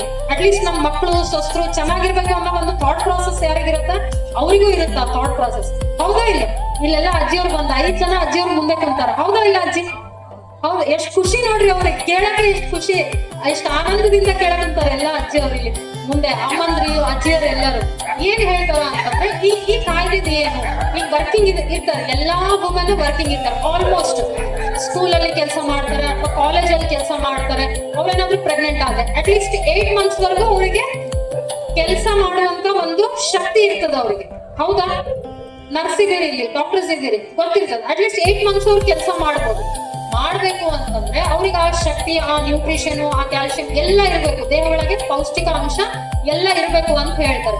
ಈ ಕಾಯ್ದೆ ಏನು ಹೇಳ್ತದೆ ಅಂದ್ರೆ, ಯಾವುದೇ ಒಂದು ಹೆಣ್ಮಕ್ಳು ಯಾವುದೇ ಒಂದು ಸಂಸ್ಥೆ ಒಳಗೆ ಕೆಲಸ ಮಾಡ್ತಿದ್ರೆ, ಅದು ಸಾರ್ವಜನಿಕ ಆಗಿರ್ಬೋದು, either it might be government ಆಗಿರ್ಬೋದು ಅಥವಾ ಖಾಸಗಿ ಆಗಿರ್ಬೋದು, ಪ್ರೈವೇಟ್ ಕಂಪನಿ ಆಗಿರ್ಬೋದು. ಅಕಸ್ಮಾತ್ ಏನಾದ್ರು ಅವ್ರು ಹಂಗೆ ಕೆಲಸ ಮಾಡ್ತಿದ್ರೆ ಅವರಿಗೆ ಏನ್ ಗೊತ್ತಿರ್ಬೇಕು? ಸ್ವಲ್ಪ ಗೊತ್ತಿರ್ಬೇಕು, ಲಾ ಗೊತ್ತಿರ್ಬೇಕು, ಬಹಳ ಮುಖ್ಯ. ಹೆಣ್ಣು ಮಾತ್ರ ಏನ್ ಮಾಡಕ್ ಸಾಧ್ಯ? ಬ್ಯಾಲೆನ್ಸ್ ಮಾಡಕ್ಕೆ only woman knows very well. ಏನು? ಮನೆ ಮತ್ತೆ ಕೆಲಸ ಬ್ಯಾಲೆನ್ಸ್ ಮಾಡಕ್ ಯಾರಿಗ್ ಸಾಧ್ಯ? ವುಮನಿಗೆ ಮಾತ್ರ ಸಾಧ್ಯ, ಹೌದಾ? ಮೇಲಿಗೆ ಮಾಡಕ್ ಆಗತ್ತಾ? ಆಗಲ್ಲ. ಆಗತ್ತೆ, ಬಟ್ 100% ಯಾರಿಗಾಗೋದು? ವುಮನಿಗೆ ಮಾತ್ರ ಬ್ಯಾಲೆನ್ಸ್ ಮಾಡಕ್ ಆಗೋದು. ಪೇಷನ್ಸ್ ಯಾರಿಗ್ ಜಾಸ್ತಿ? ವುಮನಿಗೆ ಜಾಸ್ತಿ. ಮೆನ್ನಿಗೂ ಇರುತ್ತೆ, ಬಟ್ ಮೇಲಿಗೆ ಕಂಪೇರ್ ಮಾಡಿದ್ರೆ ಫೀಮೇಲಿಗೆ ಒಂದ್ ಸ್ವಲ್ಪ ಜಾಸ್ತಿ ಪೇಷನ್ಸ್, ಹೌದಾ ಇಲ್ಲೋ? ಎಸ್ ಅವ್ರು ಅಜ್ಜಿಯವ್ರು ಖುಷಿಯಿಂದ ಹೂ ಅಂತಾರೆ. ಮುಂದೆ ಕುಂತಿರೋರು ಅಮ್ಮಂದ್ರು ಎಲ್ಲರೂ ಬಹಳ ಖುಷಿ ಆಯ್ತು ಅವರಿಗೆ. ಏನ್ ಹೇಳ್ತದೆ ಅಂತಂದ್ರೆ, ಅವ್ರಿಗೆ ರಜೆ ಎಷ್ಟು ಕೊಡಬೇಕು? 8 ತಿಂಗಳವರೆಗೆ ಅವ್ರು ಏನಾದ್ರು ಕೆಲಸ ಮಾಡಿದ್ರೆ ಅವ್ರಿಗೆ ಎಷ್ಟು ರಜೆ ಕೊಡಬೇಕು ಅಂತಂದ್ರೆ, ಅಟ್ಲೀಸ್ಟ್ ಅವ್ರಿಗೆ 26 ವಾರಗಳು ರಜೆ ಸಿಗ್ಬೇಕು ಅವ್ರಿಗೆ. ಯಾವುದೇ ಸಂಸ್ಥೆ ಒಳಗೆ ಕೆಲಸ ಮಾಡ್ರಿ, ಅವ್ರು ಎಷ್ಟು ಸಿಗ್ಬೇಕು ಅವ್ರಿಗೆ? 26 ವಾರಗಳ ರಜಾ ಅಂತಂದ್ರೆ 182 ದಿನಗಳ ರಜಾ ಸಿಗ್ಬೇಕು ಅವರಿಗೆ ಅಂತ ಹೇಳಿ ಹೇಳ್ತಾರೆ. ಇದು ಕಂಪಲ್ಸರಿ ಇದೆ ಎಲ್ಲಾ ವರ್ಕಿಂಗ್ ವುಮೆನ್, ಯಾವುದೇ ಪ್ರೈವೇಟ್ ಇನ್ಸ್ಟಿಟ್ಯೂಷನ್ ಆಗ್ಲಿ ಅಥವಾ ಗೌರ್ಮೆಂಟ್ ಇನ್ಸ್ಟಿಟ್ಯೂಷನ್ ಆಗ್ಲಿ, ಅವ್ರಿಗೆ ಏನ್ ಸಿಗ್ಬೇಕು? ಈ ಸೌಲಭ್ಯಗಳೆಲ್ಲ ಸಿಗ್ಬೇಕು ಅವರಿಗೆ. ಆಮೇಲೆ ವೇತನ ಕಡಿತ ಮಾಡುವಂಗಿಲ್ಲ, ಅವರಿಗೆ ವೇತನ ಸಹಿತ ಕೊಡಬೇಕು. ಇಲ್ಲಿ ಮೆಡಿಕಲ್ ಟರ್ಮ್ಸ್ ಅಲ್ಲಿ ಇರೋರಿಗೆ ಗೊತ್ತು, ಹೂ ಅಂತಿದಾರ ಅಂತ ನಾ ಕರೆಕ್ಟ್ ಹೇಳ್ತಿದ್ದೀನಿ ಅಂತ ಅರ್ಥ. ಅವ್ರಿಗೇನು ಸ್ಯಾಲ್ರಿ ಕಟ್ ಮಾಡಬಾರ್ದು, ಸ್ಯಾಲ್ರಿ ಕಂಪಲ್ಸರಿ ಅವರಿಗೆ ಕೊಡಬೇಕು. ಪ್ಲಸ್ ಮೆಡಿಕಲ್ ಎಕ್ಸ್ಪೆನ್ಸಸ್ ಏನಿರ್ತದೆ, ಆ ಡೆಲಿವರಿಗೆ ಆಗಂತ ಮೆಡಿಕಲ್ ಎಕ್ಸ್ಪೆನ್ಸಸ್ ಏನಿರ್ತದೆ, ಆ ಮೆಡಿಕಲ್ ಎಕ್ಸ್ಪೆನ್ಸಸ್ ಸಹ ಕೊಡಬೇಕು ಅಂತ ಹೇಳಿ ಹೇಳ್ತಾರೆ. ಆಮೇಲೆ ಅಕಸ್ಮಾತ್ ಏನು 2 ಮಕ್ಕಳು ಆಯ್ತು, ಓಕೆ ಕೊಡ್ತಾರೆ. 3ನೇ ಮಗುವಿಗೆ ಕೊಡ್ತಾರ? ಸೌಲಭ್ಯ ಇದೆಯಾ? ಸೌಲಭ್ಯ ಇದೆ. ಎಷ್ಟು ಕೊಡ್ತಾರೆ ಅಂದ್ರೆ ಬರೀ 12 ವಾರ ಮಾತ್ರ ಕೊಡ್ತಾರೆ ರಜೆ, ಅದಕ್ಕಿಂತ ಜಾಸ್ತಿ ಕೊಡೋದಿಲ್ಲ ಅಂತ ಹೇಳ್ತಾರೆ. ಈಗ ಲೇಟೆಸ್ಟ್ ಅಮೆಂಡ್ಮೆಂಟ್ ಆಗಿದೆ. ಏನ್ ಹೇಳ್ತಾರೆ, 12 ವಾರ ಕೊಡ್ತಾರೆ, ಅದಕ್ಕಿಂತ ಜಾಸ್ತಿ ಕೊಡಲ್ಲ ಅಂತ ಹೇಳ್ತಾರೆ. ಏನೇನು ಇದ್ರೊಳಗೆ 26 ದಿನಗಳ ರಜೆ, 26 ವಾರಗಳ ರಜೆ ಕೊಡ್ತಾರೆ, 182 ದಿನಗಳು, ಮತ್ತೆ ಇನ್ನೇನ್ ಮಾಡ್ತಾರೆ, ಮೆಡಿಕಲ್ ಎಕ್ಸ್ಪೆನ್ಸಸ್ ಕೊಡ್ತಾರೆ, ಹೌದಾ? ಆಮೇಲೆ ವೇತನ ಸಹಿತ ಇರುತ್ತೆ ಅವ್ರಿಗೆ, ಹೌದಾ? ಆಮೇಲೆ ಈಗ ಅಕಸ್ಮಾತ್ ಮಕ್ಕಳಾಗಿಲ್ಲ ಅವರಿಗೆ ಅಂದ್ರೆ ಏನ್ ಮಾಡ್ಬೇಕು, ಏನು ಅವ್ರಿಗೆ ಏನಿರುತ್ತೆ ಬೆನಿಫಿಟ್, ಏನಿರುತ್ತೆ? ಮಕ್ಕಳಾಗಿಲ್ಲ ಅವ್ರೇನಾದ್ರು ದತ್ತು ತಗೋಬೇಕು ಮಕ್ಕಳನ್ನ ಅಂತಂದ್ರೆ ಏನ್ ಮಾಡ್ಬೇಕು, ಏನ್ ಆಪ್ಷನ್ ಇದೆ ಅನ್ನೋದು ಗೊತ್ತಿದ್ಯಾ? ಈ ವರ್ಕಿಂಗ್ ಇದೆ ನಮ್ ಸ್ವಲ್ಪ ಜನ ಇಲ್ಲಿ, ಆ ಆಪ್ಷನ್ ಇದೆಯಾ? ಮಕ್ಕಳಾಗಿಲ್ಲ ದತ್ತು ತಗೊಂಡ್ರೆ ಆ ಆಪ್ಷನ್ ಇದೆಯಾ? ಆಪ್ಷನ್ ಇದೆಯಾ? ಏನಿದೆ ಆಪ್ಷನ್ ಕೇಳಬಹುದಾ? ಆಪ್ಷನ್ ಏನು ಅಂತಂದ್ರೆ 3 ತಿಂಗಳ ಒಳಗಿರೋ ಕೂಸನ್ ಏನಾದ್ರೂ ಅವರು ದತ್ತು ತಗೊಂಡ್ರೆ, ದತ್ತು ಮತ್ತೆ ಸರೋಗೆಸಿ ಅಂತ ಹೇಳ್ತಾರೆ, ಹೌದಾ? ಅವರಿಗೆ ಮಕ್ಕಳು ಆಗೋದಿಲ್ಲ ಅಂದಾಗ ಇನ್ನೊಬ್ಬರನ್ನ ಗರ್ಭ ಧರಿಸಿ ಆ ಮಕ್ಕಳೇನು ಹೆತ್ತು ಕೊಡ್ತಾರಲ್ಲ ಅದಕ್ಕೆ ಏನಂತ ಕರೀತಾರೆ, ಸರೋಗೆಸಿ ಅಂತ ಹೇಳಿ ಕರೀತಾರೆ, ಹೌದಾ? ಹಂಗೇನಾದ್ರೂ ದತ್ತು ತಗೊಂಡ್ರೆ ಅವರು ಅಂತವ್ರಿಗೆ ಎಷ್ಟು ದಿವಸ ಕೊಡ್ತಾರೆ? 12 ವಾರಗಳ ರಜೆ ಕೊಡ್ತಾರೆ. ಅದಕ್ಕೂ ಸಹ ವೇತನ ಸಹಿತ, ಅದಕ್ಕೆ ಕೂಡ ವೇತನ ಕಡಿವಾಣ ಮಾಡೋದಿಲ್ಲ ಅಂತ ಹೇಳಿ ಹೇಳ್ತಾರೆ. ಓಕೆ, ಎಸ್, ಗೊತ್ತಾಯ್ತು? ಏನ್ ಖುಷಿ, ಅಜ್ಜಿ ಎಲ್ಲೋ ಸೀರೆ ಉಟ್ಕೊಂಡು ಕುಂತಾರೆ ಇಲ್ಲಿ, ಅವ್ರಿಗೆ ನೋಡಿದ್ರೇನೆ ಖುಷಿ ಆಗ್ತದೆ ನನಗೆ, ಎಷ್ಟ್ ನೀಟಾಗಿ ಕೇಳ್ತಿದಾರ. ಆಮೇಲೆ ಯಾರಿಗ ಅನ್ವಯಿಸುತ್ತಿದ್ದು, ಯಾರಿಗ ಅನ್ವಯಿಸುತ್ತೆ? ಎಲ್ಲಾ ಎಂಪ್ಲಾಯೀಸಿಗೆ ಅನ್ವಯಿಸೋದಿಲ್ಲ. ಒಂದು ಸಂಸ್ಥೆ ಒಳಗೆ ಅವರು ಅಟ್ಲೀಸ್ಟ್ ಎಷ್ಟು ದಿವಸ ಕೆಲಸ ಮಾಡಿರ್ಬೇಕು? 3 ರಿಂದ 4 ತಿಂಗಳು ಅಂದ್ರೆ ಎಷ್ಟು ಬರುತ್ತೆ? 12 ತಿಂಗಳಲ್ಲಿ ಎಷ್ಟು ಮಾಡಿರ್ಬೇಕು ಅವರು? ಕನಿಷ್ಠ 80 ಡೇಸ್, 80 ದಿನಗಳಲ್ಲಿ ಏನಾದ್ರೂ ಕೆಲಸ ಮಾಡಿದ್ರೆ ಅಂತವರಿಗೆ ಏನಾಗುತ್ತೆ, ಈ ಕಾಯ್ದೆ ಅನ್ವಯಿಸುತ್ತೆ ಅಂತ ಹೇಳಿ ಹೇಳ್ತಾರೆ. ಆಮೇಲೆ ಸಾಮಾನ್ಯ ಗರ್ಭಪಾತ, ನಾರ್ಮಲ್ ಆಗಿ ಏನಾದ್ರೂ ಮಿಸ್ಕ್ಯಾರೇಜ್ ಆದ್ರೆ, ಗರ್ಭಪಾತ ಆದ್ರೆ ಆವಾಗ ಏನ್ ಮಾಡ್ತಾರೆ? ಆ ಸೌಲಭ್ಯ ಇದೆಯಾ ಮೆಡಿಕಲ್ ಅಲ್ಲಿ? ಎಷ್ಟು ದಿವಸ ಕೊಡ್ತಾರೆ ರಜಾ? ಅವಾಗ 45 ಡೇಸ್ ಏನ್ ಮಾಡ್ತಾರೆ ರಜಾ? ನಾರ್ಮಲ್ ಗರ್ಭಪಾತ ಮತ್ತೆ ತೆಗ್ಸಿದ್ರೆ ಕೊಡೋದಿಲ್ಲ. ನಾರ್ಮಲ್ ಆಗಿ ಮಿಸ್ಕ್ಯಾರೇಜ್ ಆದ್ರೆ ಏನ್ ಮಾಡ್ತಾರೆ? 45 ಡೇಸ್ ಏನ್ ಮಾಡ್ತಾರೆ? ಲೀವ್ ನ ಕೊಡ್ತಾರೆ ಅವರು ಅಂತೇಳಿ ಹೇಳ್ತಾರೆ, ಹೌದಾ? ಬೋರ್ ಆಗ್ತಿದ್ಯಾ? ಬೋರ್ ಆಗ್ತದ? ಇಲ್ಲ, ಹೌದಾ? ಇಲ್ಲ, ಯಾರಿಗಾದ್ರೂ ಎಕ್ಸ್ಪೀರಿಯನ್ಸ್ ಇದೆಯಾ ಇದ್ರ ಬಗ್ಗೆ? ವರ್ಕಿಂಗ್ ಇದೀರಲ್ಲ, ಇದು ಎಲ್ಲಾ ಬೆನಿಫಿಟ್ಸ್ ತಗೊಳ್ತಾರಲ್ಲ. ಈಗ ಮಗುಗೆ ಎಷ್ಟು ವರ್ಷ? 2 ವರ್ಷ ತುಂಬುವವರೆಗೂ ಏನ್ ಮಾಡ್ತಾರೆ? ಹಾಲು ಕುಡಿಸ್ತಾರೆ, ಹೌದಾ? ಈ ಕಾರ್ಪೊರೇಟ್ ಕಂಪನೀಸ್ ಆಗ್ಲಿ ಮತ್ತೆ ಇನ್ನೊಂದು ಯಾವುದೇ ಕಂಪನೀಸ್ ಆಗ್ಲಿ, ಅಲ್ಲಿ ಏನ್ ಮಾಡ್ತಾರೆ? ಈಗ 5 months ವರೆಗೂ ಓಕೆ, ಏನು ಒಂದ್ ಸ್ವಲ್ಪ ರಜಾ ಅದು ಇದು ಎಲ್ಲ ಇರುತ್ತೆ. ಈಗ ಮಗುಗೆ ಅಟ್ಲೀಸ್ಟ್ 1 ವರ್ಷವರೆಗಾದ್ರೂ ಹಾಲು ಕುಡಿಸ್ಬೇಕಲ್ಲ. ಹಾಲು ಕುಡಿಸೋದ್ರಿಂದ ಏನಾಗುತ್ತೆ? ಇಮ್ಯುನಿಟಿ ಪವರ್ ಜಾಸ್ತಿ ಆಗುತ್ತೆ, ರೋಗ ನಿರೋಧಕ ಶಕ್ತಿ ಜಾಸ್ತಿ ಆಗುತ್ತೆ. ಅದಕ್ಕೆ ಏನ್ ಮಾಡ್ತಾರೆ? ಕಾಯ್ದೆ ಒಳಗೆ ಏನಿದೆ ಅಪ್ಪ ಅಂತಂದ್ರೆ, ಅವರಿಗೆ 15 ತಿಂಗಳ ಒಳಗೆ ಮಕ್ಕಳು ಏನಿರ್ತಾರೆ ಅವರಿಗೆಲ್ಲ ಒಂದು ಕ್ರೀಚ್ ಅಂತ ಹೇಳಿ ಒಂದು ಕೊಠಡಿ ಮಾಡಿರ್ತಾರೆ. ಕ್ರೀಚ್ ಅಂದ್ರೆ ಏನಂತಂದ್ರೆ ಶಿಶುಪಾಲನಾ ಕೇಂದ್ರ. ಅಲ್ಲಿ ಏನ್ ಮಾಡ್ತಾರೆ? 1-2 ತಾಸಿಗೆ ಒಂದ್ಸರನೋ ಅಥವಾ 1 ತಾಸಿಗೆ ಒಂದ್ಸರನೋ ಆ ಮಕ್ಕಳಿಗೆ ಹೋಗಿ ಆ ಹಾಲು ಉಣಿಸಿ ಬರ್ಬೋದು ಅಂತ ಹೇಳಿ ಹೇಳ್ತಾರೆ. ಸೊ ಈ ಸೌಲಭ್ಯ ಕೂಡ ಇರುತ್ತೆ. ಇದು ಗೊತ್ತಿರ್ಬೇಕು. ವರ್ಕಿಂಗ್ ವುಮನ್ ಯಾರಿದ್ದೀರಿ, ಎಸ್ಪೆಷಲಿ ವರ್ಕಿಂಗ್ ಇರೋರಿಗೆ ಈ ಮಾಹಿತಿ ಗೊತ್ತಿರ್ಬೇಕು. ಸೊ ದಟ್ ನೀವು ಹೋಗಿ ಅಲ್ಲಿ ಕೇಳ್ಬೋದು, ಹಿಂಗಿದೆ ಅಲ್ಲ, ಈ ಫೆಸಿಲಿಟಿ ಇದೆ, ಇದನ್ನ ಮಾಡಿಕೊಡ್ರಿ ನಮಗೆ ಅಂತ ಹೇಳಿ ಕೇಳ್ಬೋದು. ಇದು ಇನ್ನೊಂದು ಬಹಳ ಇಂಪಾರ್ಟೆಂಟ್ ಏನು ಅಂತಂದ್ರೆ, ಮಕ್ಕಳ ಗುಲಾಮಗಿರಿಯು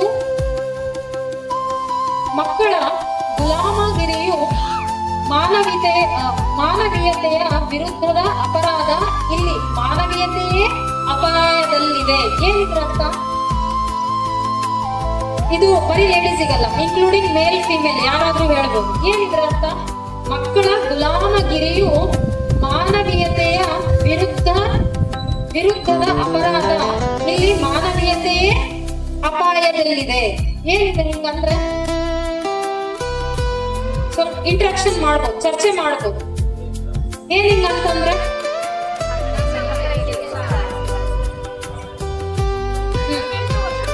ಚೈಲ್ಡ್ ಲೇಬರ್ ಮತ್ತೆ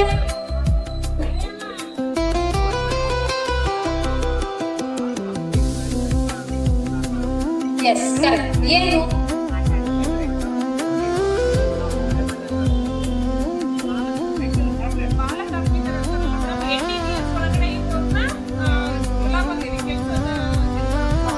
ಹೌದಾ? ಇದು ಎಲ್ಲರಿಗೂ ಗೊತ್ತಿರ್ಬೇಕು. 18 ಇಯರ್ಸ್ ಅಲ್ಲ, 14 ಇಯರ್ಸ್. ಓಕೆನಾ? ಸಂವಿಧಾನದಲ್ಲಿ ಅದನ್ನ ಮೆನ್ಷನ್ ಮಾಡಿದ್ದಾರೆ. ಏನಂತಂದ್ರೆ 14 ಇಯರ್ಸ್ ಒಳಗಡೆ ಯಾರು ಇರ್ತಾರೆ ಅಂತ ಮಕ್ಕಳಿಗೆ ಕೆಲಸಕ್ಕೆ ತಗೊಳ್ಬಾರ್ದು ಅಂತ ಹೇಳಿ ಹೇಳ್ತಾರೆ. ಏನಿದು, ಯಾಕೆ ಹೇಳಿದೆ ಇದನ್ನ ನಾನು ಅಂತಂದ್ರೆ, ಫಾರ್ ಎಕ್ಸಾಂಪಲ್ ಹೆಣ್ಮಕ್ಳಿಗೆ ಬಹಳ ಸಣ್ಣ ವಯಸ್ಸಲ್ಲಿ ಮದುವೆ ಆಗ್ಬಿಟ್ಟಿರ್ತದೆ, ಮಕ್ಕಳು ಆಗ್ಬಿಟ್ಟಿರ್ತವೆ. ಹೌದಾ? 1, 2, ಆವಾಗಿನ ಕಾಲದಾಗೆಲ್ಲ 4, 5, ಮಿನಿಮಮ್ 4. ಹೌದಾ? ಇವಾಗೆಲ್ಲ 1, 2 ಅಲ್ಲೇ ಅಷ್ಟೇ, ಇನ್ನು ಏನಿಲ್ಲ, ಫುಲ್ ಸ್ಟಾಪ್ ಅಲ್ಲೇ. ಹೌದಾ? ಹೌದಾ ಇಲ್ಲ? ಹಾ, ಏನು ಯಾಕೆ ಹೇಳಿದೆ ಈ ಸ್ಟೇಟ್ಮೆಂಟ್ ನಾನು ಅಂತಂದ್ರೆ, ಅನೈತಿಕ ಸಾಗಣೆ ತಡೆ ಕಾಯ್ದೆ, ಏನಿದು ಇಮ್ಮಾರಲ್ ಟ್ರಾಫಿಕಿಂಗ್ ಆಕ್ಟ್ ಅಂತ ಹೇಳಿ ಹೇಳ್ತಾರೆ. ಯಾವ್ದಕ್ಕೋಸ್ಕರ ಬಂತು ಇದು ಅಂತಂದ್ರೆ, ಮದುವೆ ಆಗ್ತದೆ, ಮಕ್ಕಳು ಆಗ್ತವೆ, 1, 2, 3 ಇರ್ತವೆ. ಅದ್ರಾಗ ಹೆಣ್ಮಕ್ಳು ಹುಟ್ಟಿದ್ರೆ ಇನ್ನು ಕೇರಿಂಗ್ ಜಾಸ್ತಿ, ಗಂಡ್ಮಕ್ಳಿಗೂ ಕೇರಿಂಗ್ ಇರ್ಬೇಕು. ಬಟ್ ವೆನ್ ಕಂಪೇರ್ಡ್ ಟು ಗಂಡ್ ಮಕ್ಳಿಗೆ, ಹೆಣ್ಮಕ್ಳಿಗೆ ಒಂಚೂರು ಕೇರಿಂಗ್ ಜಾಸ್ತಿ ಇರ್ತದೆ. ಏನು ಇದು ಅಂತಂದ್ರೆ, ಕಳ್ಳ ಸಾಗಾಣಿಕೆ ಮಾಡ್ತಾರೆ. ಏನ್ ಮಾಡ್ತಾರೆ ಕಳ್ಳ ಸಾಗಾಣಿಕೆ ಮಾಡಿ? ಏನ್ ಮಾಡ್ತಾರೆ? ಹೆಣ್ಮಕ್ಳನ್ನ, ಎಸ್ಪೆಷಲಿ ಹೆಣ್ಮಕ್ಳನ್ನ ಕಳ್ಳ ಸಾಗಾಣಿಕೆ ಮಾಡಿ ಏನ್ ಮಾಡ್ತಾರೆ? ಅವ್ರು ಒಂದ್ ಸ್ವಲ್ಪ ದೊಡ್ಡವರಾದ್ಮೇಲೆ ಏನ್ ಮಾಡ್ತಾರೆ? ಮಾರಾಟ ಮಾಡ್ತಾರೆ. ಹೌದಾ? ವೇಶ್ಯವಾಟಿಕೆಗೋ ಮತ್ತೊಂದಕ್ಕೋ ಯಾವ್ದಕ್ಕೋ ಏನ್ ಮಾಡ್ತಾರೆ? ಮಾರಾಟ ಮಾಡ್ತಾರೆ. ಅದರಿಂದ ಏನು ಆ ಮಹಿಳೆ ಎಷ್ಟು ನೊಂದ್ಕೊಂಡಿರ್ತಾಳೆ. ಹೌದಾ? ಆ ಸಣ್ಣ ಮಕ್ಕಳು ಎಷ್ಟು ನೊಂದ್ಕೊಂಡಿರ್ತಾರೆ. ಅದೇ ಗಂಡು ಮಕ್ಕಳು ಆದ್ರೆ, ಗಂಡು ಮಕ್ಕಳಾದ್ರೆ ಏನ್ ಮಾಡ್ತಾರೆ? ಅವರು ಕಿಡ್ನಿನೋ ಮತ್ತೊಂದು ಕಣ್ಣು ಇನ್ನೊಂದು ಏನ್ ಮಾಡ್ತಾರೆ? ಅದನ್ನ ಸೇಲ್ ಮಾಡ್ತಾರೆ ಅವರು. ಹೌದಾ? ಅದನ್ನ ಮಾರಾಟ ಮಾಡಿ ಏನ್ ಮಾಡ್ತಾರೆ? ದುಡ್ಡು ಸಂಪಾದಿಸ್ತಾರೆ.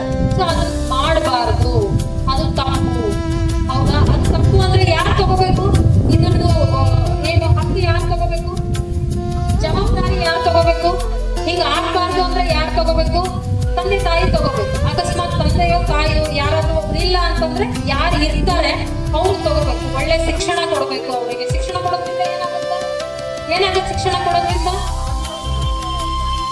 ಏನಾಗುತ್ತೆ? ಅವೇರ್ನೆಸ್ ಬರುತ್ತೆ. ಹೌದಾ? ಶಿಕ್ಷಣ ಕೊಡೋದ್ರಿಂದ ಏನಾಗುತ್ತೆ? ಅವರಿಗೆ ಒಂದು ಅವೇರ್ನೆಸ್ ಬರುತ್ತೆ. ಯಾರು ಕರೆದ್ರು ಹೋಗ್ಬಾರ್ದು ಅನ್ನೋದು ಮಕ್ಕಳಿಗೆ ನಾವು ಹೇಳ್ಕೊಡ್ಬೇಕು. ತಂದೆ ತಾಯಿಯಾಗಿ ನಾವೇ ಹೇಳ್ಕೊಡ್ಬೇಕು. ಯಾರೋ ಗೊತ್ತಿಲ್ಲದವ್ರು ಏನಾದ್ರು ತಿನ್ನಕ್ ಕೊಟ್ರೆ ಮತ್ತೇನೋ ಆದ್ರೆ, ಇದು ಎಲ್ಲರಿಗೆ ಜಸ್ಟ್ ಕಾಮನ್ ಸೆನ್ಸ್ ಇದೆ, ಸಾಮಾನ್ಯ ಜ್ಞಾನ. ಇದೇನು ಬಹಳ ರಾಕೆಟ್ ಸೈನ್ಸ್ ಇಲ್ಲ. Law is not a rocket science. ಕಾನೂನು ಏನ್ ದೊಡ್ಡ ರಾಕೆಟ್ ಸೈನ್ಸ್ ಇಲ್ಲ. Law is nothing but common sense. ಏನಂತ ಕರೀತಾರೆ? ಕಾಮನ್ ಸೆನ್ಸ್ ಅಂದ್ರೆ ಏನು? ಕಾನೂನು ಒಂದು ಸಾಮಾನ್ಯ ಜ್ಞಾನ. ನಮ್ಮ ದಿನಚರಿಯಲ್ಲಿ ಏನ್ ನಡೀತಾ ಇರುತ್ತೆ. ಹೌದಾ? ದಿನಚರಿಯಲ್ಲಿ ಏನ್ ನಡೀತಾರೆ? ಕೆಲವೊಂದು ತಪ್ಪು ಎಲ್ಲ ಆಗ್ತಾ ಹೋಗ್ತಾ ಇರುತ್ತೆ, ಮನೇಲಿ ಆಗ್ತಾ ಇರುತ್ತೆ, ಹೊರಗೆ ಆಗ್ತಾ ಇರುತ್ತೆ.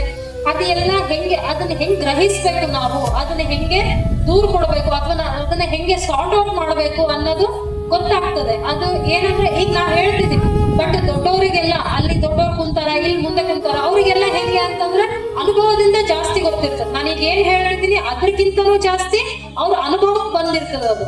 ಹೌದಾ? ಸೊ ಅಲ್ಲಿ ಏನ್ ಹೇಳ್ತಾರೆ? ಮಾನವನ ಅಥವಾ ಮಕ್ಕಳ ಕಳ್ಳ ಸಾಗಾಣಿಕೆ ಕಡಿವಾಣ ಮಾಡಬೇಕು. ಇದ್ರ ಜವಾಬ್ದಾರಿ ಯಾರು ತಗೋಬೇಕು? ತಂದೆ ತಾಯಿ ತಗೋಬೇಕು. ಆಮೇಲೆ ಸಾಮಾನ್ಯ ಪ್ರಜೆಗಳು ಯಾರು ಇರ್ತಾರೆ? ನಾವೇ ಎಲ್ಲಿರ್ತೀವಿ? ಮಕ್ಳು ಯಾರಾದ್ರೂ ಸಿಕ್ಕರೆ ನಮಗೆ ಹೋಗಿ ಪೊಲೀಸ್ ಸ್ಟೇಷನ್ ಕೊಡೋದು, ಇದು ಯಾರ್ದು ಮಗು, ನಾವೆಲ್ಲಿ ಟಿವಿಯಲ್ಲಿ ಅಡ್ವರ್ಟೈಸ್ಮೆಂಟ್ ಕೊಡೋದು ಅಥವಾ ಪ್ಯಾಂಪ್ಲೆಟ್ಸ್ ಅಲ್ಲಿ ಹಾಕೋದು, ಮಗು ಸಿಕ್ಕಿದೆ, ಯಾರು ಇದು ಮಗು, ತಗೊಳ್ರಿ, ನೋಡ್ರಿ, ಯಾರು ತಂದೆ ತಾಯಿ ಇದ್ದಾರೆ ಅವ್ರಿಗೆ ಕಾಂಟ್ಯಾಕ್ಟ್ ಮಾಡಬೇಕು. ಮಕ್ಕಳನ್ನ ಸರಿಯಾದ ಮನೆಗೆ ಹೋಗಿ ಸೇರಿಸುವಂತ ಜವಾಬ್ದಾರಿ ಯಾರಿಗಿರುತ್ತೆ ಅಂತಂದ್ರೆ ನಮಗೆ ಇರುತ್ತೆ ಅದು ಜವಾಬ್ದಾರಿ. ನಮ್ಮ ಮಕ್ಕಳಾದ್ರೂ ಸುಮ್ಬಿಡ್ತೀವ? ಬಿಡೋದಿಲ್ಲ. ಕೇರ್ ಮಾಡ್ತೀವಿ ಇಲ್ಲ? ಹಂಗೆ ಯಾವುದೇ ಒಂದು ಮಕ್ಕಳು ಸಿಕ್ಕಾಗ ನಮಗೆ ಅದೇ ಕೇರಿಂಗ್ ಇಂದ ಮಾಡ್ಬೇಕು. ಅಕಸ್ಮಾತ್ ನಾವು ಕೇರ್ ಮಾಡಿಲ್ಲ ಅಂತಂದ್ರೆ ಏನಾಗ್ತದೆ? ಇದೇ ರೀತಿ ಮಕ್ಕಳ ಕಳ್ಳ ಸಾಗಾಣಿಕೆ ಆಗ್ತದೆ. ಆಮೇಲೆ ವೇಶ್ಯವಾಟಿಕೆ ಗೃಹಗಳು ಅಂತ ಇರ್ತಾವೆ. ಹೌದಾ? ಅದನ್ನ ತಡಿಬೇಕು, ಅದನ್ನ ಮುಂದುವರಿಸಬಾರದು ಅಂತ ಹೇಳಿ ಹೇಳ್ತಾರೆ. ಇದ್ರ ಬಗ್ಗೆ ಜಾಸ್ತಿ ಹೇಳೋದಿಲ್ಲ, ಎಲ್ಲರಿಗೂ ಗೊತ್ತೇ ಇರ್ತದೆ. ಇದು ಎಲ್ಲ ಮಾಡೋದ್ರಿಂದ ಏನಾಗುತ್ತೆ ಅಂತಂದ್ರೆ ಅವರಿಗೆ ದಂಡ ವಿಧಿಸ್ತಾರೆ. ಇದನ್ನ ಮಾಡಬಾರ್ದು, ಅವ್ರಿಗೆ ಏನ್ ಪನಿಷ್ಮೆಂಟ್ ಮಾಡ್ಬೇಕು, ಇದನ್ನ ರಕ್ಷಣೆ ಮಾಡ್ಬೇಕು, ಇದನ್ನ ಮುಂದುವರಿಸಬಾರ್ದು ಅಂತ ಹೇಳಿ ಹೇಳ್ತಾರೆ. ಇದು ಎಲ್ಲಿ ನಡೀತದೆ ಜಾಸ್ತಿ ಅಂದ್ರೆ ಸಾರ್ವಜನಿಕರ ಸ್ಥಳದಲ್ಲಿ ನಡೀತದೆ. ಹೌದಾ? ಎಲ್ಲಿ ಜಾಸ್ತಿ ಜನಸಂಪರ್ಕ ಬಹಳ ಇರ್ತದೋ ಅಂತ ಎಲ್ಲ ಪ್ರದೇಶಗಳಲ್ಲಿ ಇವಾಗ ಹೇಳಿದ್ದು ನಾನು ಏನಿದೆ, ವೇಶ್ಯವಾಟಿಕೆಯೋ ಮತ್ತೆ ಕಳ್ಳ ಮಕ್ಕಳ ಸಾಗಾಣಿಕೆಯೋ, ಇದೆಲ್ಲ ಅಂತ ಪ್ರದೇಶದಲ್ಲಿ ಬಹಳ ನಡೀತಿರ್ತದೆ. ಇದು ಒಂದು ಚಿಕ್ಕದು ಬಹಳ ಸಣ್ಣ ಟಾಪಿಕ್ ಇದು, ಬಟ್ ಇದು ಎಲ್ಲರ ಜವಾಬ್ದಾರಿ. ಇದು ಹಿಂಗ ಆಗ್ಬಾರ್ದು ಅಂತ ಹೇಳಿ ನೋಡ್ಕೊಳ್ಳುವಂತ ಒಂದು ನಮ್ದು ಎಲ್ಲ ಬಹಳ ದೊಡ್ಡ ಜವಾಬ್ದಾರಿ ಎಲ್ಲಾ ಪೇರೆಂಟ್ಸ್ ಮೇಲೆ, ಆಮೇಲೆ ಎಲ್ಲಾ ನಮ್ಮ ಸಿಟಿಸನ್ಸ್ ಮೇಲೆ ಇರುವಂತದ್ದು ಬಂತು. ಆಮೇಲೆ ಮಾತನಾಡು, ಹೇಳು, ಧೈರ್ಯವಾಗಿರು, ಮಕ್ಕಳ ಹಕ್ಕುಗಳನ್ನು ಕಾಪಾಡೋಣ ಎಲ್ಲರೂ ಸೇರಿ. ಏನಿದು ಏನಿಂಗ್ ಅಂದ್ರೆ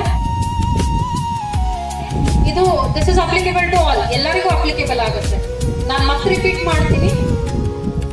ಮಾತನಾಡು, ಹೇಳು, ಧೈರ್ಯವಾಗಿರು, ಮಕ್ಕಳ ಹಕ್ಕುಗಳನ್ನು ಕಾಪಾಡೋಣ ಎಲ್ಲರೂ ಸೇರಿ. ಸೈಲೆಂಟ್ ಆಗ್ಬಿಟ್ರಲ್ಲ ಎಲ್ಲರೂ. Yes sir.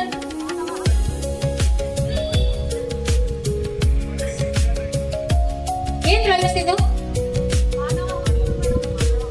ಮಾನವ ಹಕ್ಕು. ಮಾನವ ಹಕ್ಕು ಅದು ಬೇರೆ ಟಾಪಿಕ್.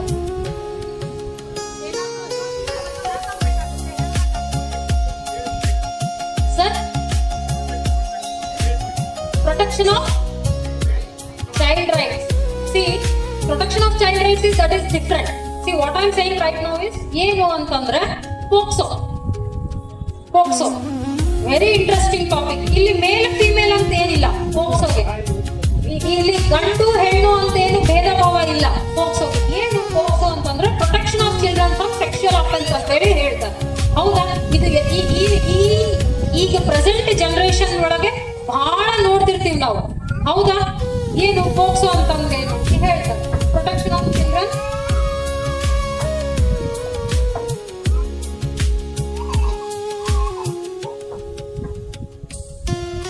ಲೈಂಗಿಕ ಅಪರಾಧಗಳಿಂದ ಮಕ್ಕಳ ರಕ್ಷಣಾ ಕಾಯ್ದೆ. ಏನು ಇದು? ಯಾರಿಗೆ ಅನ್ವಯಿಸುತ್ತಿದ್ದು?